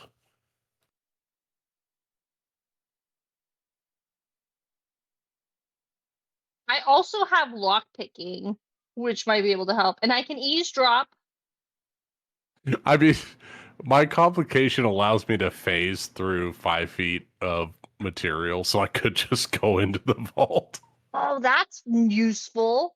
That's really useful. I'm trying to actually do the test, and nobody's had to roll anything yet for the test, so I'm trying to figure out what the I fuck is think we're going on. describing it, and then he's going to tell us how many successes we need. Or what I kind know, of but success we need, or... it's supposed to be rounds. You're supposed to do a thing and then go to the thing. I don't know what I'm doing. Yeah. I'm a talker. I don't know what I could do to actually help get in. I mean, maybe go to City Hall and see if I can get a permit to like investigate a vault cash or something. Like maybe a safety deposit box. Maybe I can. I don't think there's drum really up going to be a warrant. wall that gives you that option. Yeah. Where's my skill? This is a new book. I don't even know where skills are. Here we go. Skills. All right.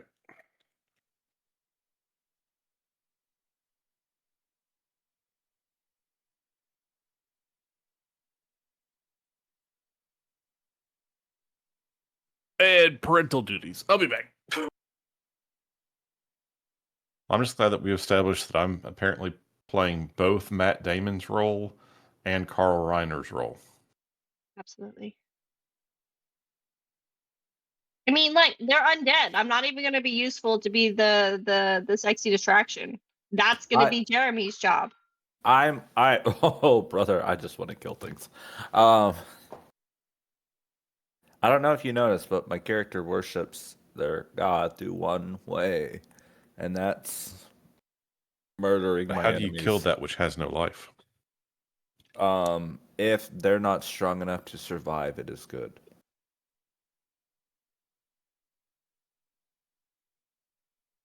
I'm just clearing the board. BRB.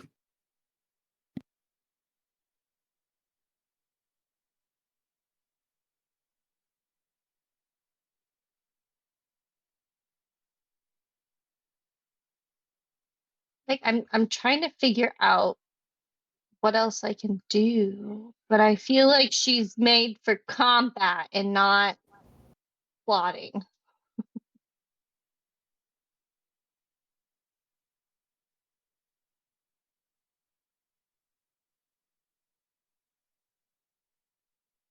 Okay, so you know what? You know what? There's gonna be some shady undead guys. Okay, I don't care. Not all of these guys working here at this bank are righteous people. She's gonna figure out the little weasels of the bank. It's me. I'm the weasel. You're the weasel of the bank, yes. But I'm also gonna look for more than just you, or I'll use your connections to get it in. I'm gonna And try to make friends with Kevin. that's a really great strategy. I think Kevin needs friends, and all I think about is what's that show with the space? Also, he told me to clean the entire bank. I have to go through every point, and I'll see all the security. And Kevin's gonna have to open all the doors because he told me to mop the entire bank. See, yeah, you and Ben are in. Like, we're set. We are ready. Maybe I just go kill the living guy. Maybe that's my part of the Ocean's 11. It doesn't have to do with the bank because you guys got that under wraps. How are you guys getting out? Well, gonna kill, walk. murder, murder, murder, murder, murder, See, murder. I think we can do it in a stealthy way where they don't know that anything's getting taken in the first place. Blood Maybe that's for why the Ben's death god. I do have a forgery skill, so we could always like swap things. Yeah, like we make a fake one, we swap it. That's what requires us to get into the vault. And if we get into the vault, it's kind of like, well, why don't we just take the thing? Yeah, we take the fake one, or we take the real one, put the fake one in there so it doesn't look like anything's gone, and then we get GTFO. We hide it in the mop bucket. We hide the original in the mop bucket, and so like we go. I don't know. We need to get down there. We need to have a reason to get down into the vault that no one can get down into. We know how to get down in there, but how do we? Even if we sneaky, apparently there's lots of things under there.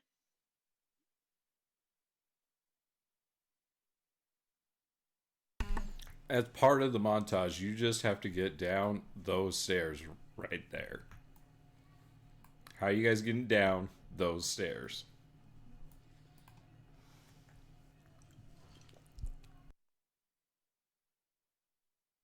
What are the Has the chances we bank can ever drill through the closed? wall?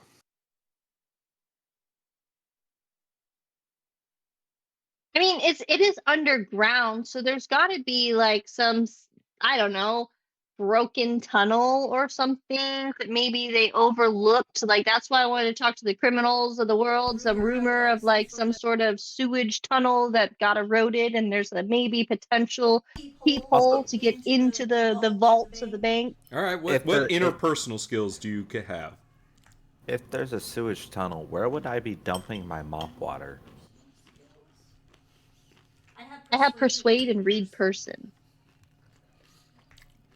Make me a persuade test. Okay, how do I do that? You roll 2d10 and you add your persuade. Right? Or you had 2 for being trained in it.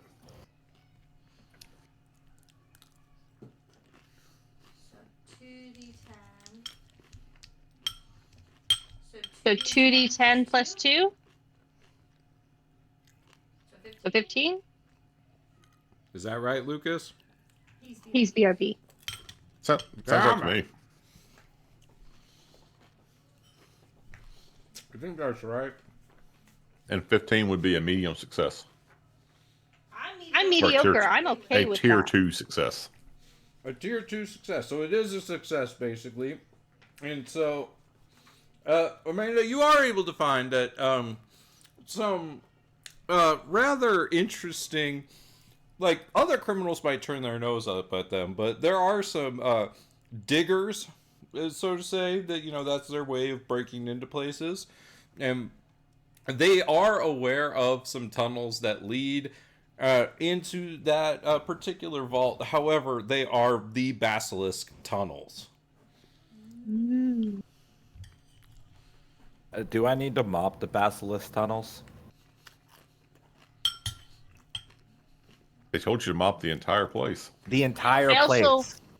also have skills in rumors, so this would also be part of that, I would assume. So there's basilisk tunnels, but as long as you don't look at them, they're not that scary, right? Different games, same features.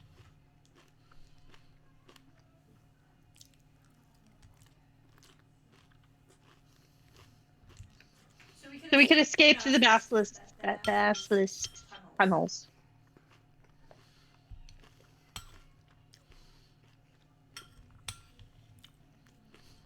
Is that how you're getting in too? Potentially. Well, no, because we can have.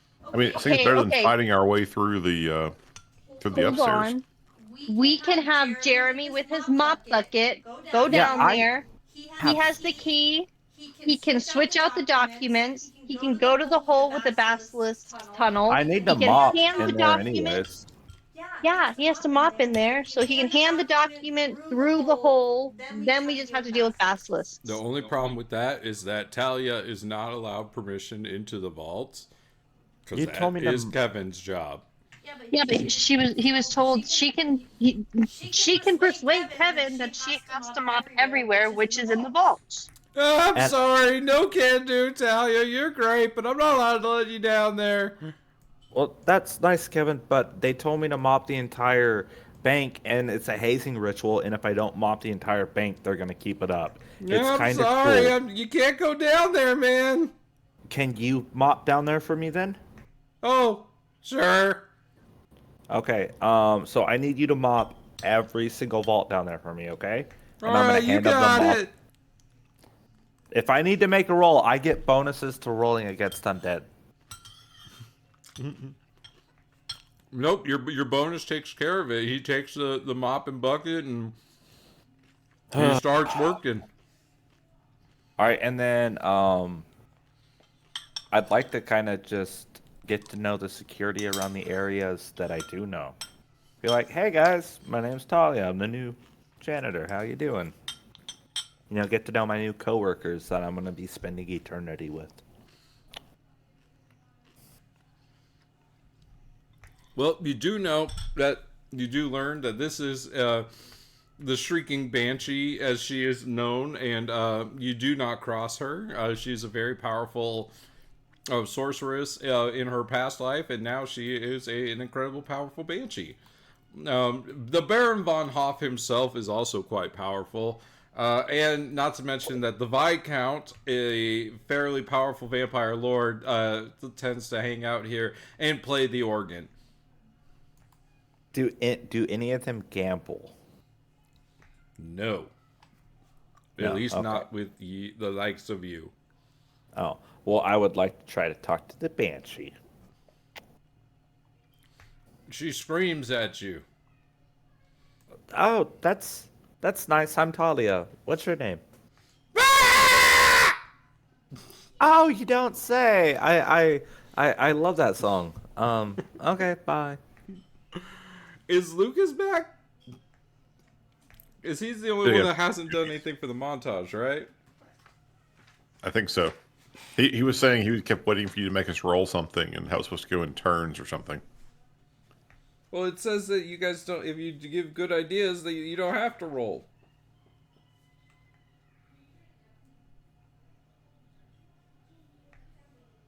I give you 2 automatic successes in the montage test with no individual test necessary. That's what it says. Works for me. I did make Amanda make one. Sorry, I'm back. Hey, Vela's back! Rohari used her persuasion to find out that there are basilisk tunnels that lead into the vaults below House Hoff. The other 2 use their abilities and things like that. What part of this montage test would you like to either make a roll for or use an ability for, or how would you like to contribute to this heist? Yeah. I think I would like to persuade a county clerk to issue a warrant of retrieval for the lockbox within the bank. That way we have legal documentation allowing us to enter in case bad things happen. Bad things. Like a safety net. Yeah, So you're getting a warrant? Yeah. But we sort of talked about this earlier. Like, if we tell the Baron or anybody else, oh yeah, we got this out of your vault, even if we have some sort of legal fiction to cover it, like, I think that's not going to actually help us. Well, fuck her. She won't even see us. Okay, then I can't do anything. I'll aid Can you somebody set up in an their test. appointment with us? With her? Maybe I don't know what that's going to achieve. Well, earlier I found out that the Cash Kim guy, you know, we sort of got an idea of what his plans are going to be. Why don't you use your persuade to go talk to like a rival faction and basically convince them that or get them to help us by convincing them that keeping the orphanage there is a powerful block against what they're trying to do. Yeah. That sounds fun. Yeah, I'll play politics while you guys are doing the dirty work. Roll me a persuasion as you take this information of the involvement of the Fulcrum to House who was it that controls the Navy? Volani or something like that. Valletta?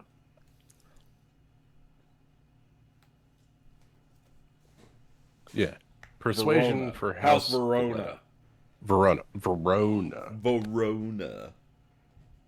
The city's largest navy. Yes. Yes. The military organization.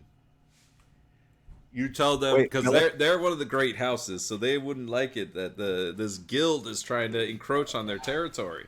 What do you say, Jeremy? Thank you. You're welcome. Did I fight for a house in the Great War, or did I just fight for like the cap? I don't know who I fought let's for. see. Or Is who I 12 fought a against. success? Is 12 middle? Where is this? 12 is a minimum, I think. No, it's a middle. It's a tier 2 success. Oh, tier 2, yeah. That's a success. All right. Hey. You succeed So at your it's task. less than 11, then like 15 to 17, I think, and then greater than 17. I will say, if it were to like balance the scales, I do have a silver tongue, and That one adds a skill of my plus choice. 2, so that's 14. Gain the edge on test to discover an NPC's motivations and/or pitfalls during a negotiation. So during my diplomatic negotiations, yeah, it's a 14. You're doing it, Peter.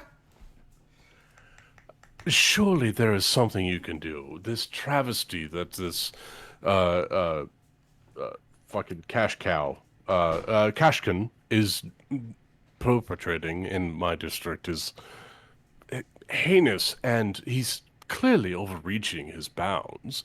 I would like your aid into just putting a subtle block on this overreach. Do you think you could aid me in this effort? Absolutely. We can find an accord with you in this matter. We do not like this incursion onto our districts. So, Lucas, something else that you kind of could cook up also is a way to maybe incriminate this man. Possibly setting him up for the culprit of the crime. Maybe stealing something from the vaults that's not has anything to do with Israel, and maybe planting it on this man.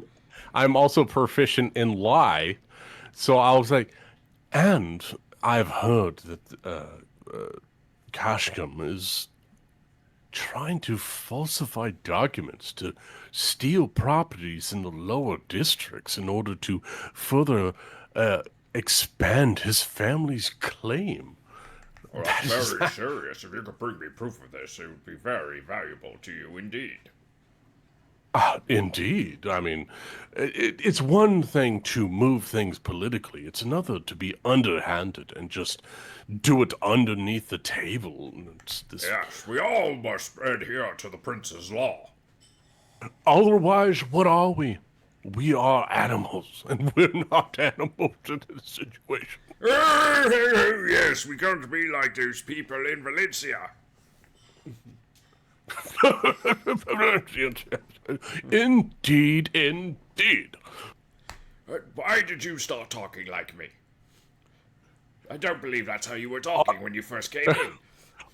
Honestly, my lip caught on my teeth, and you know what? I just couldn't.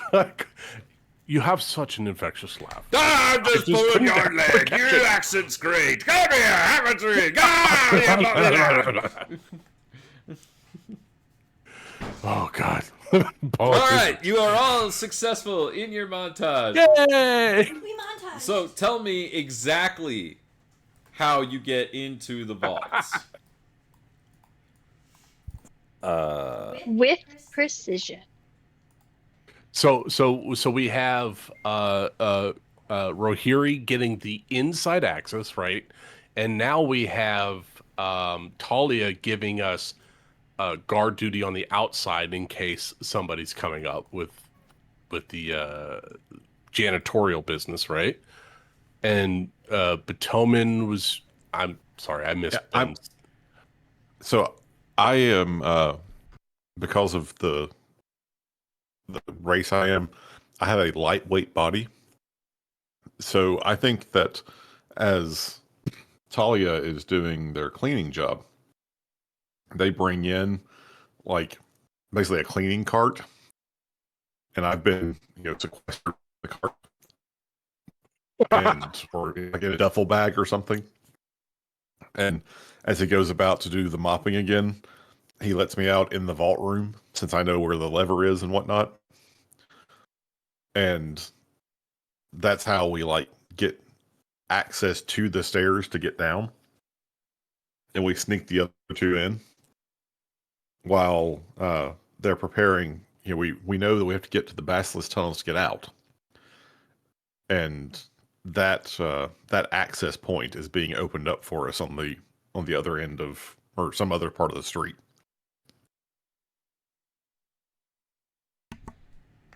And down into the tunnels you descend as the vault door closes above you. I'm not going to deal with lighting situations because I didn't read those rules. So I'm assuming everyone has dark vision. Congratulations. I think nobody has Awesome. dark vision. I don't I would care, be a- Lucas. No, I know. I think there's actually one race that can take a Hey, trait. there's just lights down there.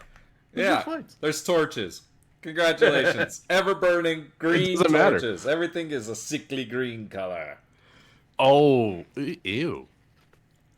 I But don't you want to be down here with do the see before Necrons. you a number of doors that are closed, as well as a decent size tunnel through which you have learned that basilisks come through. So, what would the four of you like to do as you descend into the vaults of Hoth?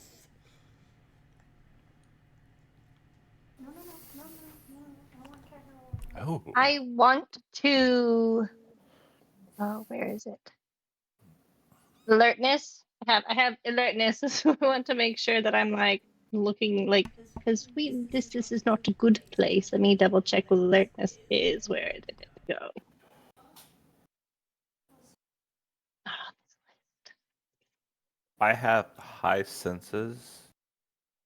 From being a high elf before I died, my senses are exceptionally keen and perceptive. I gain an edge on tests made to notice threats. So I'd like to, I guess, make a perception test. Yeah, absolutely. Yeah, me rolling in this game, I know how to or where to. 2d10 plus a stat.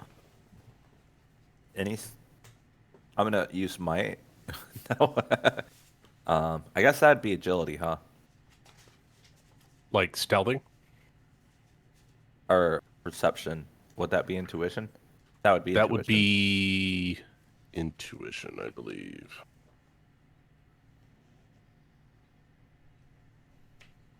Yeah, it'd be 2d10 plus intuition.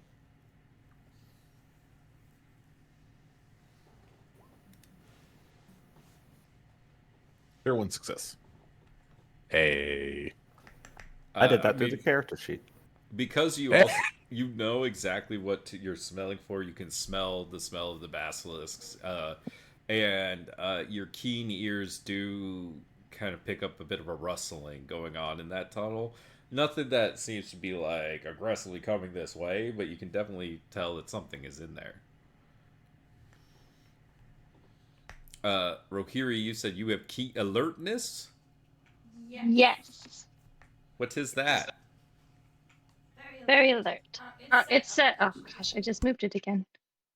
It is intuitively sense the details of your surroundings. Very intuitive. It is dank and dark, and it smells as though a human heartbeat has not set foot down here in quite some time. Just as I suspected. So, I also have hide if I need to, so I would like to. I'd like to be sneaky, and if we come across a door, I can pick locks.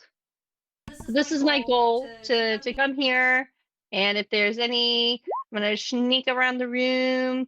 These look like doors, so if we need to pick the locks for them, you know, I mean, which way are you going? to the left.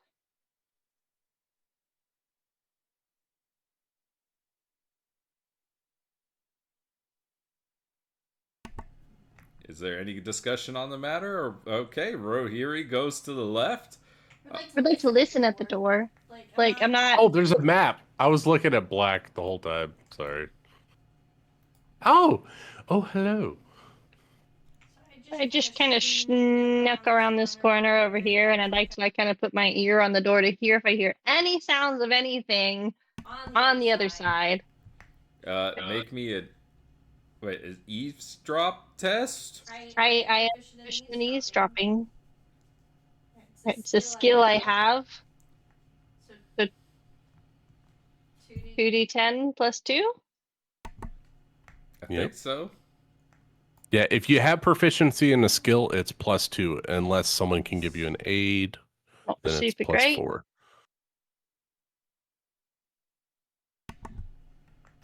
Oh no. So you press your ear to the door, and you don't think you hear anything from that side of the door. But as you're doing so,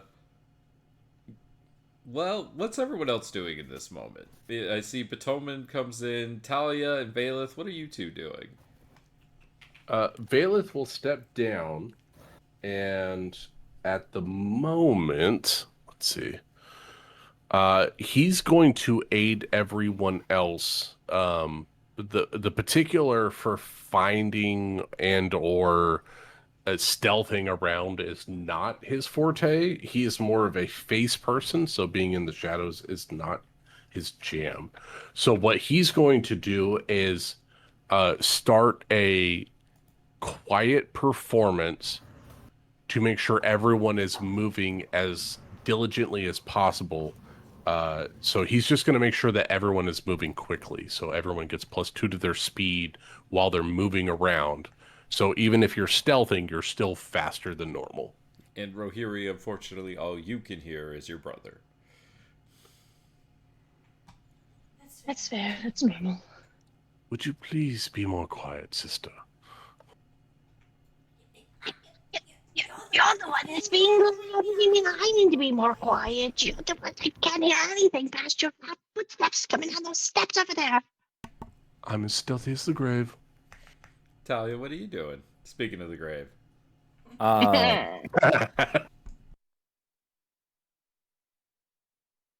So I had to AFK. Did anything different happen that we know about? Like someone's coming in? We're underground. We're traversing tunnels kind of situation. No, I know hear that. shit. Talia's gonna walk up and open the door. That's what I was gonna do, but I was trying to listen in. Everyone go to a door and open it up. See what happens. You're cognaring it. I encourage this.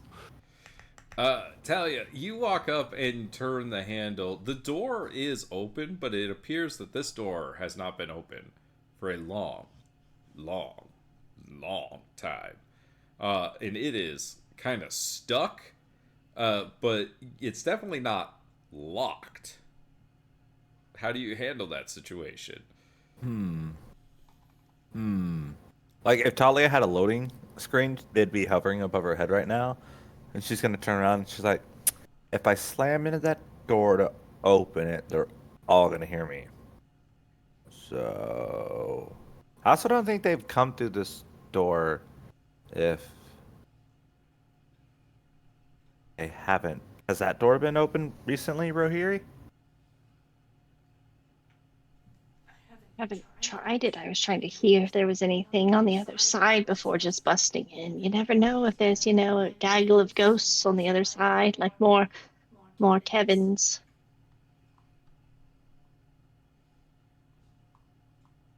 Take a peek. Just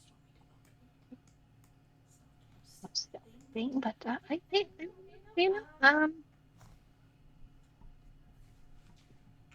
Am I okay? Real quick, is this the Basilic tunnels? Yeah. Okay. So I know what that tunnel is. I'm familiar with that. Cool beans. Yeah, I will attempt to open this door since Talia's like try and open that one since this one's stuck. You find the same kind of result. The door kind of it does move, and there's some kind of dirt and dust dislodges as you rotate the handle. But the door is kind of stuck closed. Yep, seems like people have not opened these doors in a while. Seems like the hinges might be rusted. Tad. What about the last door? I have a feeling that all these doors are going to be the same. Who's gonna try it? Well, sounds like I got to. And she's gonna just shoulder bash her way into the door. Oh God. Make me a might check. I can do that. Are you going to shoulder the door, Jeremy? Yes. Oh no. So Talia smashes her way into the door, causing a decent amount of noise, and the door does not dislodge. However, Bitomen and Valeth, you see a face poke out of the tunnel. What the fuck is that? What the fuck is Oh, that? boy. Oh my god, he's And adorable. that's going to take us into combat.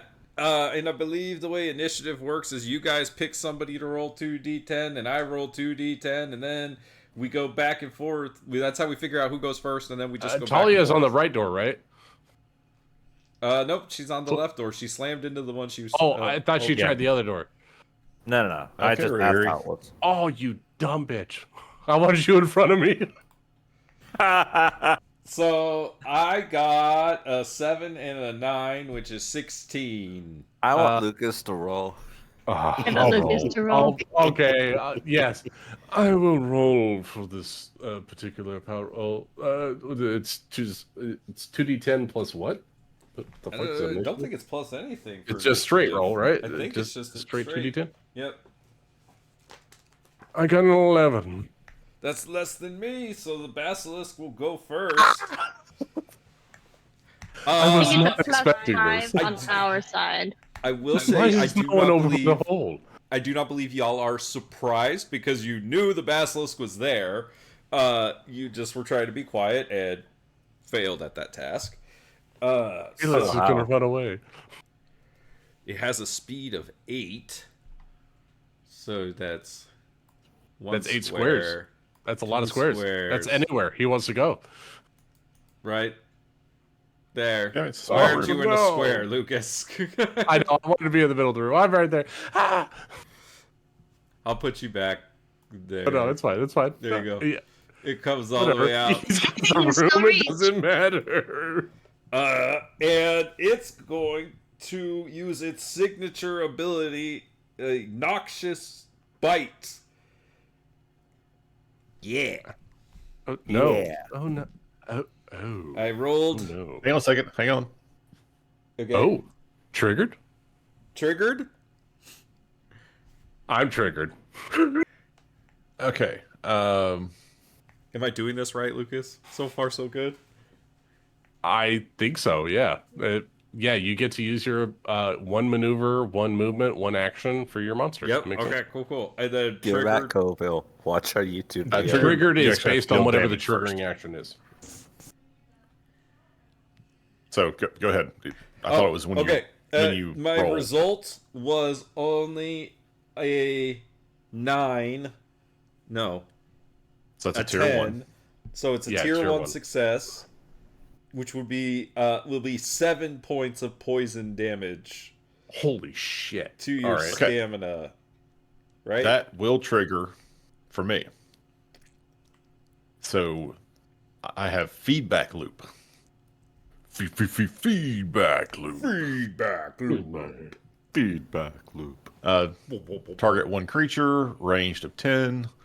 The trigger as the target deals damage to an ally. The target will take psychic damage equal to half the triggering damage. Fucking right. Okay. Oh. So it's going to take 3? Or is it round down? I assume it was 7. It's right? always round down. Yeah. So Yeah. 3. Yep. So 3 psychic damage.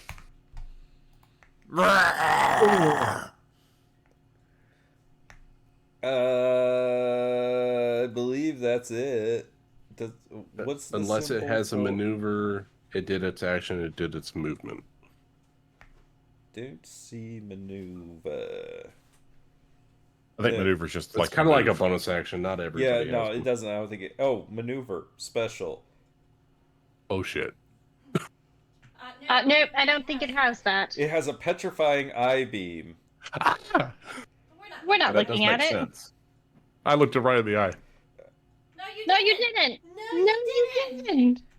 I'm not used to combat Okay, systems. so the area extends for both the basilisk's eye, and this ability targets the first creature without cover on either side of the area. Lucas. That's me. That's me. So, Am I rolling 2d10 plus 2? Is that what I'm doing? Yes. Okay. The 2d10 puts it in a bracket, right? Is that Okay, what I the got same a with tier 1 monsters? Yeah, success. everything will be So in a bracket on Lucas, you are... I don't understand what this means. M is less than 0, restrained, save, Okay, so ends. that's based on my might score. If Oh, it's what's your might? my might is -1. Well, you roll. There should be a weak, an average, and a strong. Yep, I got the tier 1. Okay. Well, that's going to hit anyway because my might's -1. So I fail that. So you're restrained. It says Mhm. M is less than 0, restrained, save, ends. So do you make a Yeah. save on your turn? Is that what that means? I That is believe correct. so. Oh, okay. I will look that up. So effect. If a target is already slowed, the potency increases by 1 for that target. Okay, so ignore that. A target restrained this way magically begins to turn to stone. And a target who ends 2 consecutive turns restrained this way is petrified. A target restrained this way or a creature adjacent to them can use a main action to cut encroaching stone from the target's body, dealing 8 damage to the target that can't be reduced in any way and ending the effect. Oh my god, I'm going to die again. Don't worry, bud. I got you. And that's the creature's turn. Hey, Lucas, I didn't even use malice. You did need to, man. All right, so now it is the player's turn. Whoever wants to act can act first in this round, and then the monster gets to go again. Okay, who is our most combat-worthy team member? On a max roll, I can do 11. I think it's Talia. Wait, 12. Do I have anything that I can get myself? Let me see if I got something I can get myself out of this. And I can also heal him, but I don't think healing's the issue right now. I can like hit the creature and heal him. Nick, you said I'm restrained at the moment? Yeah. All right. M is I less have than a- 0, restrained, save, ends. Oh, my speed is 0, can't stand up maneuver, can't be forced to move. Restrained creature takes a bane on ability rolls and on might and agility test, and abilities used against them gain an edge. Oh, if a creature teleports while restrained, the condition ends. But I think petrification is a more specific than a general rule, so I think I might still be fucking petrified. Okay, so does anybody have a thing they want to do immediately? Yeah. I have some, but I don't know if it's helpful or not. So we'll group project this. I have a chronal spike, which can, if I got a 17 or more, can be 13 plus a damage. Which the effect is you can shift up to half your speed before or after you make this strike. Additionally, whenever an effect lets you make a free strike or use the signature ability, you can use this ability instead, paying its discipline cost as usual. I don't know what half of that means, but I feel like I can, like, quote unquote, Misty Step right next to him and boop him on the snoot. That does seem like a fairly reasonable interpretation of all that. I have an ability called the Gods Punish and Defend. Sounds awesome. I hit and then I deal holy damage plus might. And then I can spend a recovery to allow myself or an ally within 10 squares to regain stamina equal to the recovery value. Oh. I think I that seems like the right thing to do. Instead of regaining stamina, can I use that as an action to try to heal the paralyzation, Nick? Sorry, I was reading our initiative rules. Say it again. So I have an ability called the God's Punish and Defense, where I attack the creature, and I can spend a recovery point to allow myself or one ally within 10 squares to regain stamina.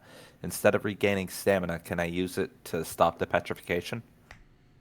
Yeah, if do you have to roll for how much stamina they get?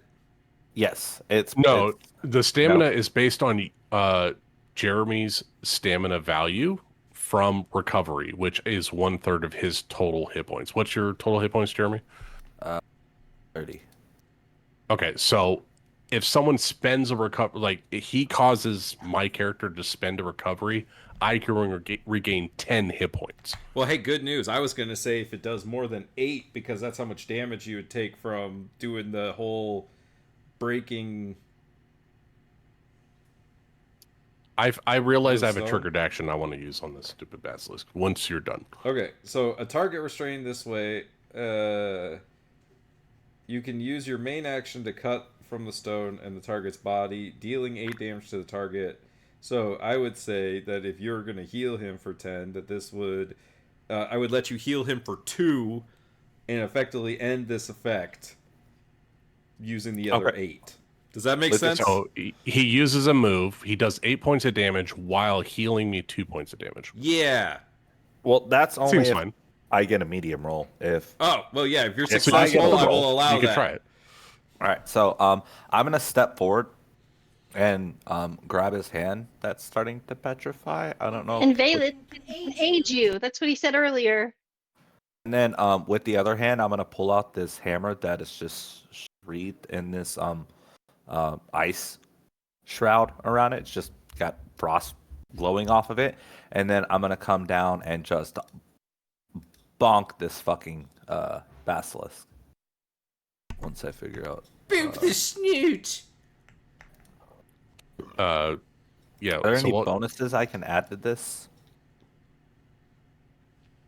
bonuses to hit? I know I get a usually bonus ice +2. damage. I don't think there is flanking. I don't think you get anything for that. So I rolled a 13, which is tier 2. So That's what you needed, right? Yep. Yeah, so it'll be 16 damage because I get a bonus cold damage from the mace. 16 cold damage to the basilisk, 2 healing to Valeth as the ice breaks apart the stone, right? That's how this ability works? No, it'll be 15 holy, 1 cold. Yeah. Right. But then how does the healing work? Then you could spend a recovery? Yeah, now I spend a recovery. I don't know my recovery if that's my anti-hero thing. No, your recovery is based into your class. Like I have 8 recoveries as a troubadour. So you're a censor, right? Yeah. As a censor, you have 12 recoveries. So you deduct 1, so you have 11 recoveries and allow me to heal 2. Okay, cool. Then I'm gonna do that. And since I missed this, Nick, I'm gonna use my triggered action on getting hit. As a devil, my glowing eyes flash silver on taking damage from the creature, and I will psychically damage that creature with 1d10 plus 1. Okay, hit him. That makes way more sense. I was like, this dude has a lot of HP if this is how little damage they can do. He takes 9 points of psychic damage as he hits me while Talia hits him, and my eyes flash. There's a lot of shit going on in the center of this room. Okay, so Talia, is there anything else you'd like to do? I don't. I would like an extra attack. I don't think you have one. Nope. Then that's my turn. The creature bites you. It is going to use its noxious bite on you. Wait, did everybody go? No, it's hero, villain, hero, villain. That's the way initiative works. Oh. It is going to. Yeah, it's really bad if the even the with bad mobs guys are strong. I got a crit. What happens on a crit, Lucas? 17 plus? Oh shit! I got double 0. You rolled a 20. Yeah. Oh fuck. What happens on that? No, he gets an extra action. Oh fuck yeah! Let's go. So if you roll a 19 or 20 on an attack, on like a main action attack, you get another action. All right, Talia, you get bit. Batoman, you're gonna get bit. Oh yeah, Wait a that's an second. 18. That's another tier 3. So 13. Oh my god! Hey, hold on a second. How is it the creature's turn again? It because Talia took a turn, so the creature gets to take a turn. It goes heroes, creature, heroes, creature. I thought it went heroes, multiple creatures. Oh, I don't know if one That creature would make gets more to. sense. Let me read this because that's what I was reading. Yeah, when Jeremy Let's was double check telling that. me. All right. I know if there's multiple in many creatures, encounters, a point alternates. comes when one side has creatures who haven't acted yet, but all creatures on the other side. The creatures who have yet to act take their turns. Oh yeah, it goes U3 and then the creature again. Okay. So So the creature Yay! gets one turn I'm until still all saving heroes these get to act. goddamn rolls. Okay. But God forbid we fight a dragon. I reserve the right. No, I'll re-roll. I'm kidding. All right. So then that was Talia. So then it's either Batoman or Rory or Valeth, right? Yeah. Or Yeah. the three of you go next. All three heroes get to go, and then the monster gets to go first after everyone else. And then he's biting my ass. Well then that makes sense. Okay. I was gonna edit this fight because I thought this creature was gonna be too strong, but I am. This makes more sense. This makes more sense. So then the other creature comes out. Oh wait, no. Another creature enters the battlefield. Oh no, there are more than one. There were because the math told me to use more than one. That's why. So every villain gets a turn. So this one has a prehensile tongue, and so it's going to. Oh wait, this one strikes from range. It stays over here. Prehensile tongue has 3 melee 3, which means range, right? Melee 3. Yeah, melee 3 squares. Yeah. Yep. Okay. Does that count so this... for like range units too? Like, does archers have like melee 5? No, they'll be ranged. ranged 5. Okay, so that is I got a 10 plus 2 is a medium success, a tier 2. So you are going to take 10 acid damage, Batoman, and be pulled 2 squares towards the basilisk. Oh my god. That's unacceptable. That math doesn't math. And you guys need to let me know if you guys get winded in the encounter. Because I get winded? Half your hit points. And then it's going to use its maneuver to try to petrify you. Yep, I am winded. I have taken more than half of my hit points. All right, thank you. I get 3. I'm at 3 drama then. These dudes are so strong. Get drama when people get winded. You're the one. Why can't we fight like zombies? They're in here too, but I according to the math encounter calculator. No, it's supposed to be a struggle every fight. That's the way the combat. You it's guys supposed have to be recoveries. Yeah. Okay. So the petrification. What is your might? Batoman? -1. You are restrained. So then it is now either Batoman, Valus, or oh no, it's all 3 of your turns. Okay, so the rules for restrained are I can't move. Right. But I can still use actions though, right? Correct. It's like your feet are frozen essentially. Yeah, you're restrained. Your speed is 0. You can't stand up maneuver. Can't be forced to move. And you take a bane on ability rolls and on might and agility tests and abilities used. Yeah. Okay. Well, I'm going to go ahead and act. I'm going to use my kinetic grip. It is a psionic ability, ranged 10, 1 creature or object. And if I would get a bane for being restrained, I'm going to negate that bane because I have Keeper of Order as a free triggered action. That's cool. And I can remove an edge or a bane on the roll. Oh, that means you get a straight agility chest. That's awesome. Well, this isn't agility. This is reason. Oh, then you wouldn't have a bane on it. Yeah, that's what I said. In case there was a bane, I would negate it. Okay. So no edge or bane, no bonus or penalty. Oh shit! Oh, is that 19? Oh wait, but it's only a 17 on the dice. No, but the total is Yes, 19. yeah, Oh, total but of that's a still tier a tier 3. Fuck yeah. Yep. crit, but highest tier. Okay, so I'm going to sling this guy over to here. Behind Talia. Yep. And I was just checking out some of this like forced movement stuff. Because there's an example here. Yeah, so I am sliding. Slide, the creature moves up to X squares in any direction except for vertically. Slide doesn't need to be in a straight line. So I can actually put the creature in this square, which I think I want to do. Yeah. It should be prone. Yep. And okay, slamming into creatures or slamming into objects. When a creature force moves a target into a stationary object that's the target's size or larger, the object doesn't break. The movement ends. The target takes 2 damage plus 1 damage for each square remaining in their forced movement. So you moved it 1, 2, 3, 4. So it takes 4? Yeah, so I think it should take.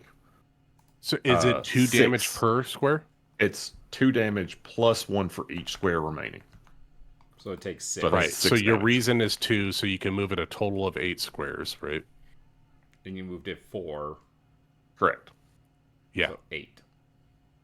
Yeah. So 2 plus the remaining 4 squares. Yeah. Right. No, so that's 6. Yeah, 6 damage. Yep. 6. Got it. Wow. That is cool. So you just like hawk this basilisk across the wall. And that's it's, awesome. so it slams into the wall, it is prone, and it takes the damage from getting hit. Is there anything else you'd like to do, Batoman? Okay, so that was my main action. Correct. You still have your maneuver and movement, Yeah, so but your movement is 0. As a maneuver, I have arranged 10 for remote assistance. The next ability roll an ally makes against the target before the start of my next turn gains an edge. So, Talia, you haven't gone yet, right? No, she has. No, I've gone. But They did. Baelith and Rohari haven't gone.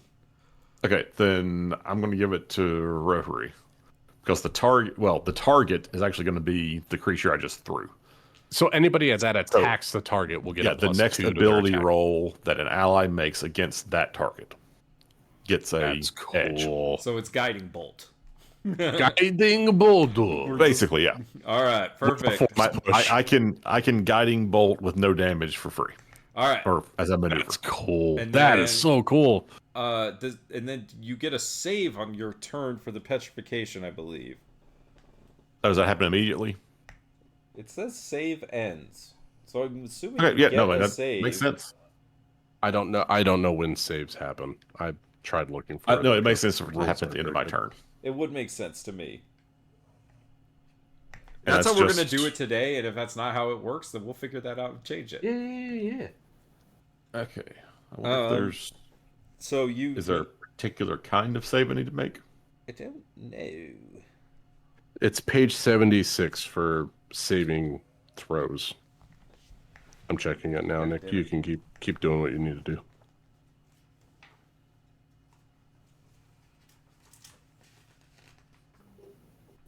Okay, saving throws. Saving throw represents the sheer luck involved shaking off an effect, because target had a chance to avoid a save ends using character scores potency. Roll a d10 on a 6 or higher. Okay. So it's just a roll a d10. Yay!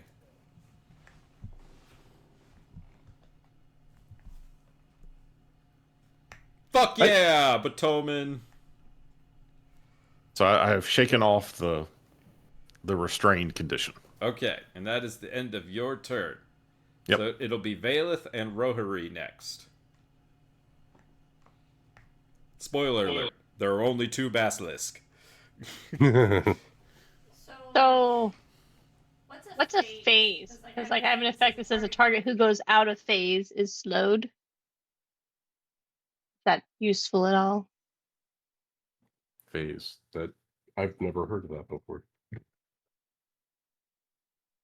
The target who goes out of phase is slowed, has their stability reduced by 2, and can't obtain tier 3 outcome on ability rolls. Really cool. It's called a phase strike, but I'm like, I don't know what a I phase think that's specific is. to the null. I think that's like you're just fucking up their general like being. So I think phase is not an actual like a condition. Which ability are you using? Phase strike? Well, maybe, because it also says it costs 5, and I don't know what that means. Oh, I don't think you have 5. Was it focus? Those discipline points Discipline. that I have to Yeah. earn? Yeah, so you have to earn up 5 discipline before you can use that ability. Okay, so that's something that I have to build up to, and then I can do that. Yeah. It's like building up a hero meter or something. Okay. So for now, how far can I move? Okay, so just so you know, Amanda, you gain 2 discipline at the start of each of your turns during combat, so you get that. Is there somewhere to keep track of that? Yeah. At the top of your character sheet, it'll say heroic resources next to recoveries and surges. Oh, okay. So right you now I just have type 2. type in there what you have accrued. So you're at 2 at the moment. 2 currently. Okay, cool. That is helpful because I was like, I don't know where to put this. I'm never gonna remember. And then if you activate your null field, the first time a creature, the first time each combat round an enemy in the area of your null field below uses the main action. So you can do an aura and start getting stuff for each creature within there. So you can get like 2 per turn if there's 2 creatures in there. Yeah. So I want to do that. I didn't know if I need to do that first or second. Well, that's a maneuver, so you can do that right now. Okay, And then so I will we go activate past one more my turn, yeah. maneuver null field. So an aura 1 means 1 square around you, which means that you want to be in the center of them and then try to capture both of them, right? I just wasn't sure how far I could walk because my goal was to get here, but I didn't know what my speed was. You have +2 from me, so your speed should be something like 5. 5 to start. You don't have a kit, so yours is 7. So you have enough squares to get there. So can I get to here? I can see the This is aura. what I Yes. want to do. Yeah. That was only 5 squares. 1, 2, Okay, 3, perfect. 4. Yep, you have plenty of movement. And then I can activate my maneuver, which is the gravitic disruption. So the first time on a turn that a target takes damage, you can slide them up to 2 squares. So I can get them away from you potentially. I don't know if that's good. That means they like can't before shift. he can attack somebody, you can move him out of the way. It's the first time on a turn that it takes damage, so I can slide them. But then they leave my aura. Well, yeah, Like, but you could that's also move okay. us, right? Like if Talia were to take damage, you could move Talia out of your range. Oh, okay, yeah. Like for instance, if Valeth was Talia is surrounded, right? You could move Talia move to her behind back. you and not be near anybody, and then they can move Okay, around without getting cool. opportunity attacks. So this is my mini vortex warp. Exactly. Yeah, Okay, you're controlling the battlefield by moving people within your aura. I think after this session, I might revamp a couple things now that I understand things better. We all have to learn the rules, right? We'll learn what they do. But I'm loving this and understanding how we work. Because like there's one thing where it's like my might should have been stronger to be able to use it, my knockback. And my might's not great. But I was like, okay, we can get into this. We were rushed today. But yeah, I'm gonna do the null field. I don't know. Do I need to click it to activate it somewhere? Oh, there it is. It's not a resource thing, so you just get to choose it, right? Okay.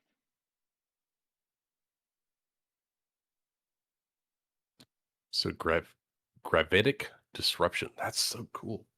And then I want to do faster than the eye, which I can. So I'm going to target mostly purple circle. This one allows me to target 2 creatures.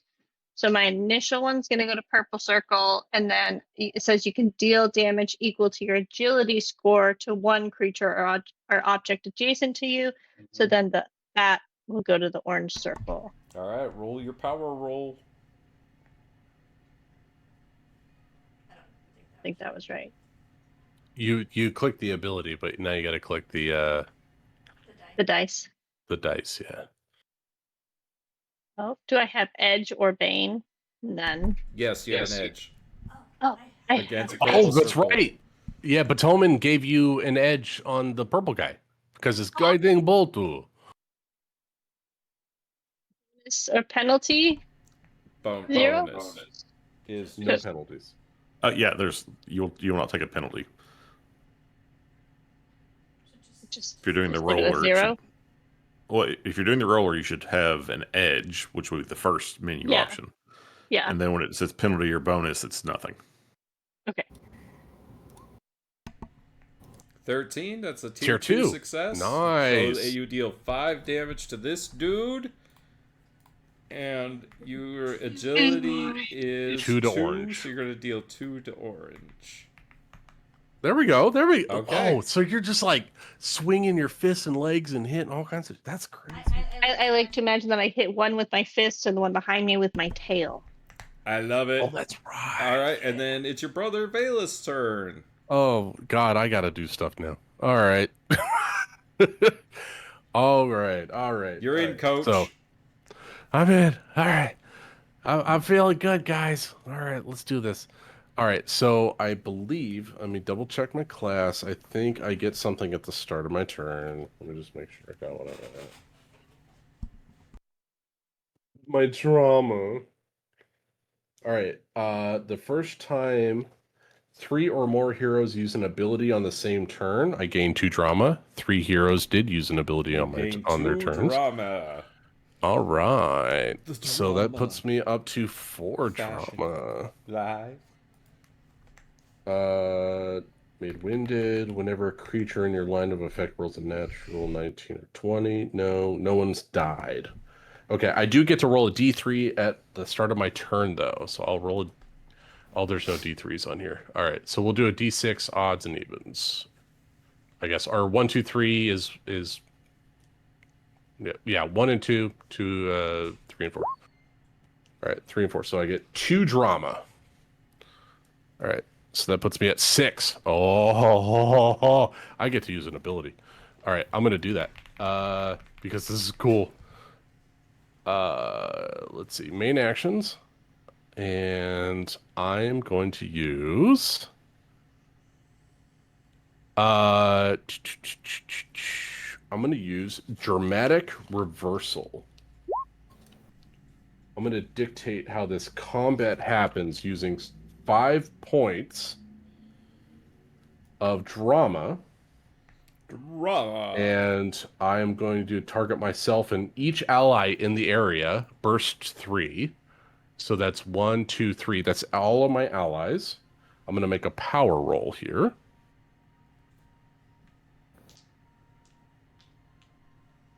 That's a good roll.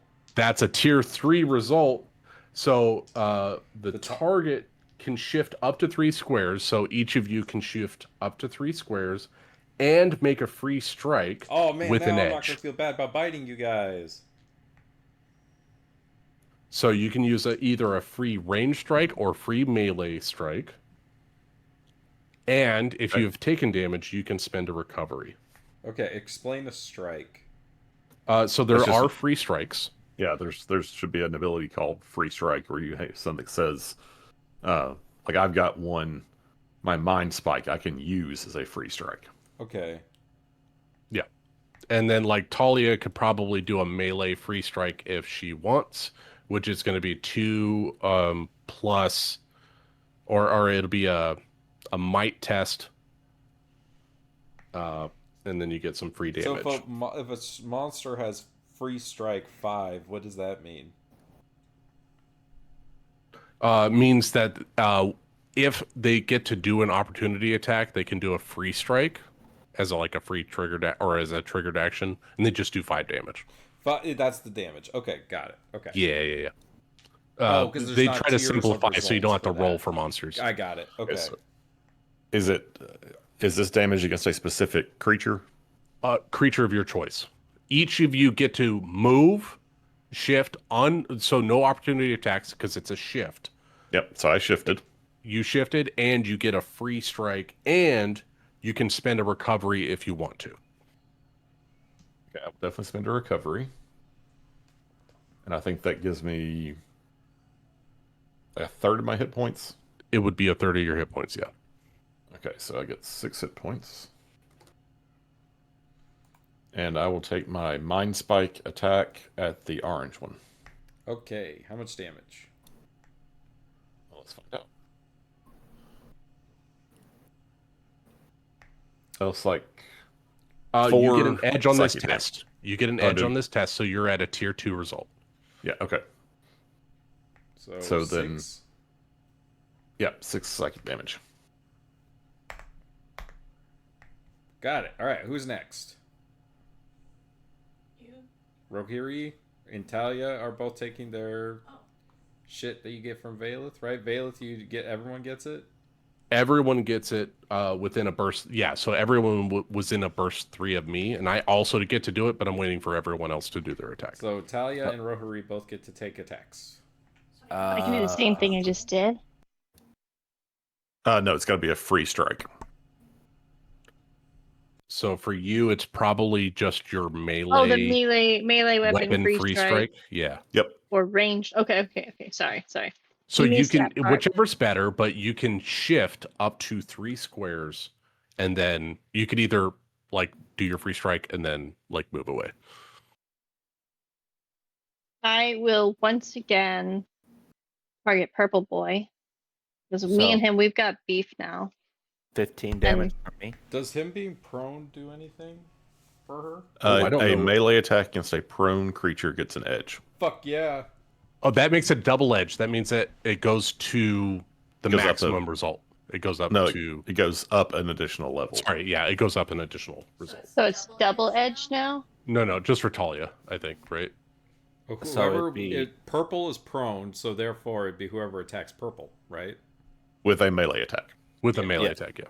So I hit purple for 20. Yeah. You rolled a 14. It becomes it becomes a 17 plus, right? Yeah.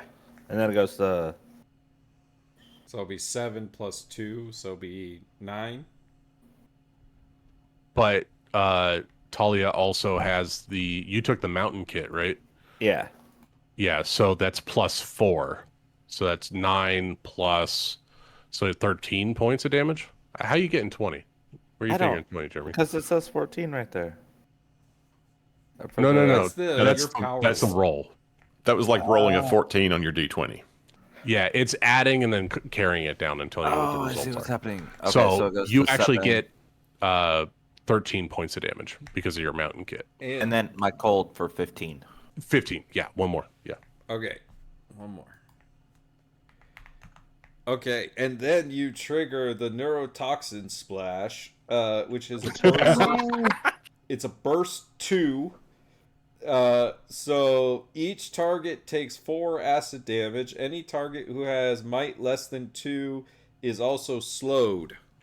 And slow. And I take 2 damage? 4. You take 4 acid damage.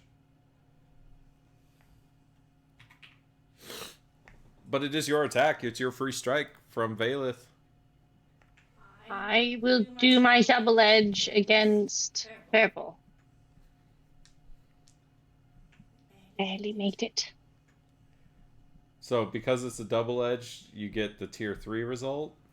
It goes up 1 level. Goes up. Yeah, one it goes level. up So you one got a level. total So of 12, she rolled so a it's gonna 12, go it goes to up to a 17. Cool. Yeah. So that's 6.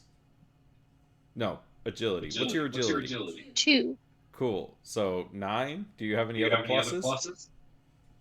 I don't think so. No, I don't think she has like magic weapon or anything. So just 9 damage. Okay, and triggered only goes off once, right?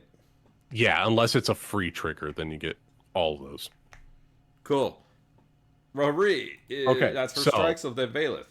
So Valeth is going to do his shift first. And so he will shift without incurring, and he will move 3 squares.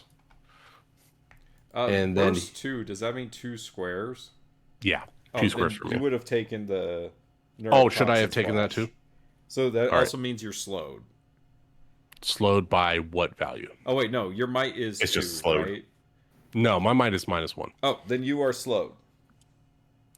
Okay. Oh, slowed is that's like It's a condition. Yeah, it's just yeah, a yeah. standard. -2 on their speed. Okay. And they can't shift. Oh, so I couldn't even shift if I wanted to. Ah! Damn it, Talia, you got the blood on him. So I can't shift. All right. We can play these games.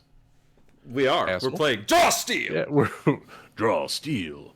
All right. All right. Well, if we want to fucking do this, let's fucking do this.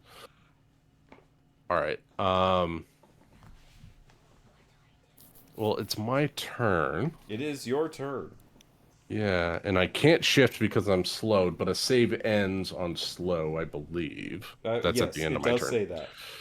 All right, so I will take my own free action, free basic attack. Free strike, yes indeed. Yeah, free strike. Free strike.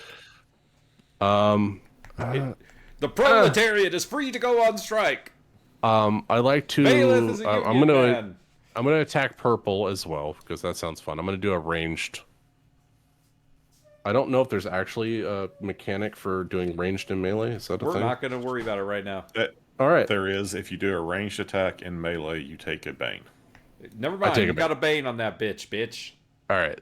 Well, I guess it doesn't matter because I get It's either a bane, or it's an edge, and I get splashed by orange guy, or it's a straight roll because I have an edge on orange. I will take an edge on orange and stab him. I pull out my sword cane and I try to jab him, like right behind the neck to turn his head away, so that way I don't get splashed with the acid. Power roll. And I have an edge. Submit. Oh no. So that's only even with... It's a tier 2 because I Okay. got an edge. Oh no, it's plus 2, only so it's 10, only 10. right? Oh, 2 points of damage plus my agility. It's 4 points of piercing damage. 4. Okay. can't shift. And then you still have your maneuver left?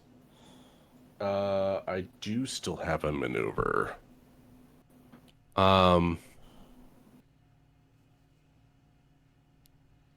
Okay. You could also move and let me take an attack of opportunity. I could, because I can't shift. Because right? you can't shift.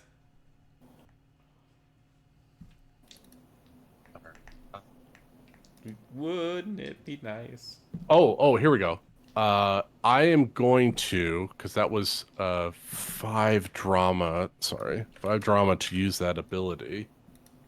Only the drama. I am going to use a maneuver to do a dramatic monologue, and say, "You silly basilisk don't know who you are personally attacking. Your vile acid is meaningless."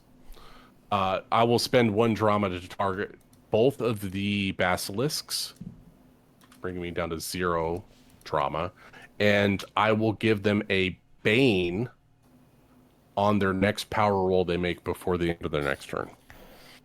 Okay. Oh, you did melee damage to this dude, right? I did, yeah. To orange? Okay. He has the lash out triggered action. Oh no. Each target takes 5 damage. Any target who has agility less than 2 is also bleeding.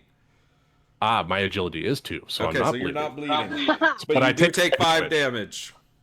That's owies. So I take 5 damage. Ow. Fuck you. Howie. Sorry, I'm like trying to keep up with my fucking monsters. Oh no, I know.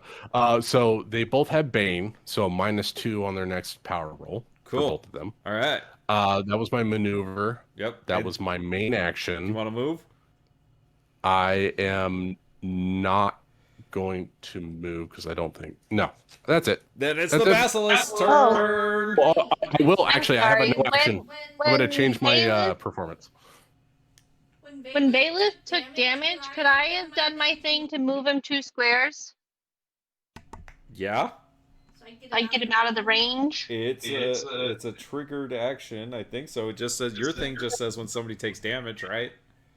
Yeah, the first time on a turn that a target takes damage, you can slide them up to 2 squares. Ah, So I he can. cannot be slid because he is slowed.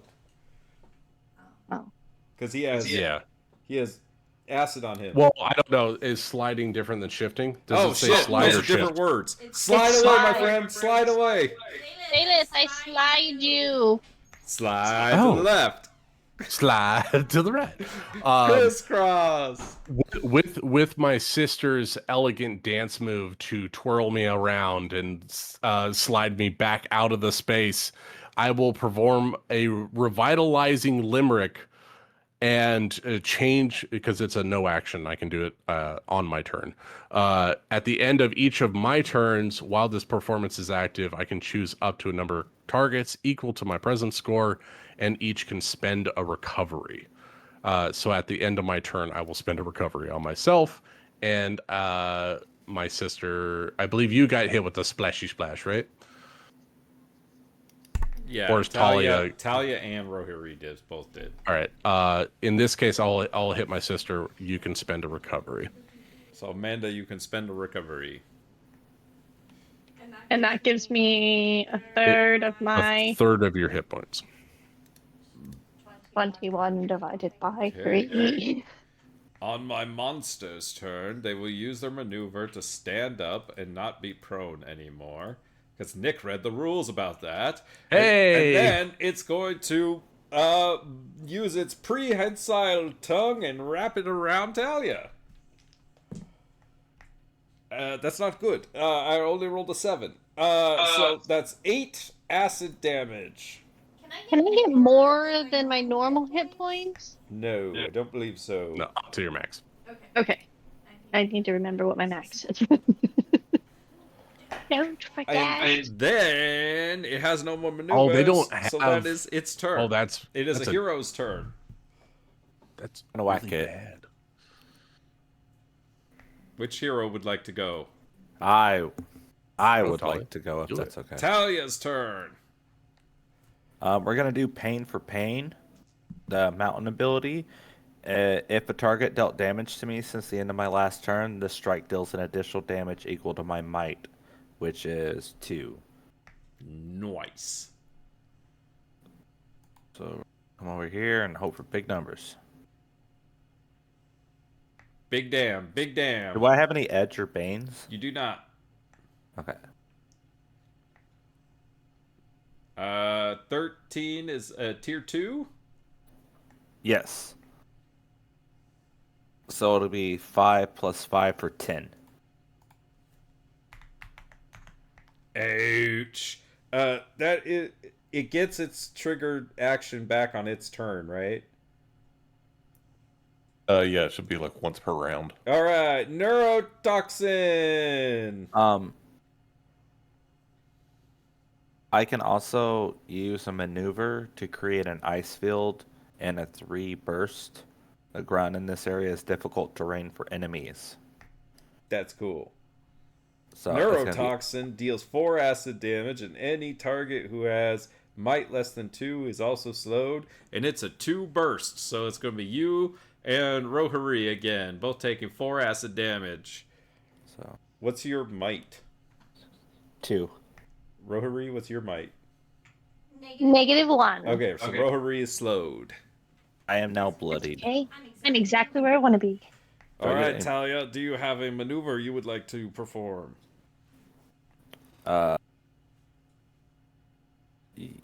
Yeah. Why am I getting a maneuver? You get a action, maneuver, and movement every turn. I thought I just whacked the shit out of it. That was your main action. Do you have any maneuvers you would like to perform? Oh, I see. I'm sorry. Okay, we're all learning together. And I will ask more questions than anyone.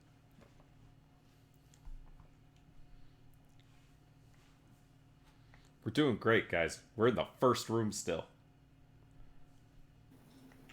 Yeah, but look at all the things we've learned. I know. That's why I said we're doing great. We've done a montage test. We've done all sorts of fun stuff. I will use the catch breath And I will regain 12 stamina. Yes. Because I have 12 recovers. That all And checks then I'll out. use- All right. and then- It is the beastie's turn. It's going to turn around and munch on Rohari. That's a 12. So Rohari's going to take 10 poison damage. In this one hasn't dealt poison damage to you. Okay. And then it's going to use its maneuver to use its petrifying eye beams. No. And so yep, it's going to target you. Oh wait, I have a triggered. I have a triggered thing. What's your triggered thing? My glowing eyes. Wait, no, I'm going to do this one because this one makes more sense right now. I'm going to do my inertial shield. When I take damage, I have the damage. I guess. And one potency of one effect associated with the damage is reduced by 1 for you. Oh, So instead of 10, it's 5. yep, if you're having it, it'd be 5. And then your might is less than 1.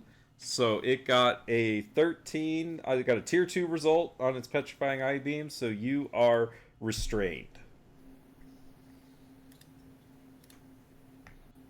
Okay, cool.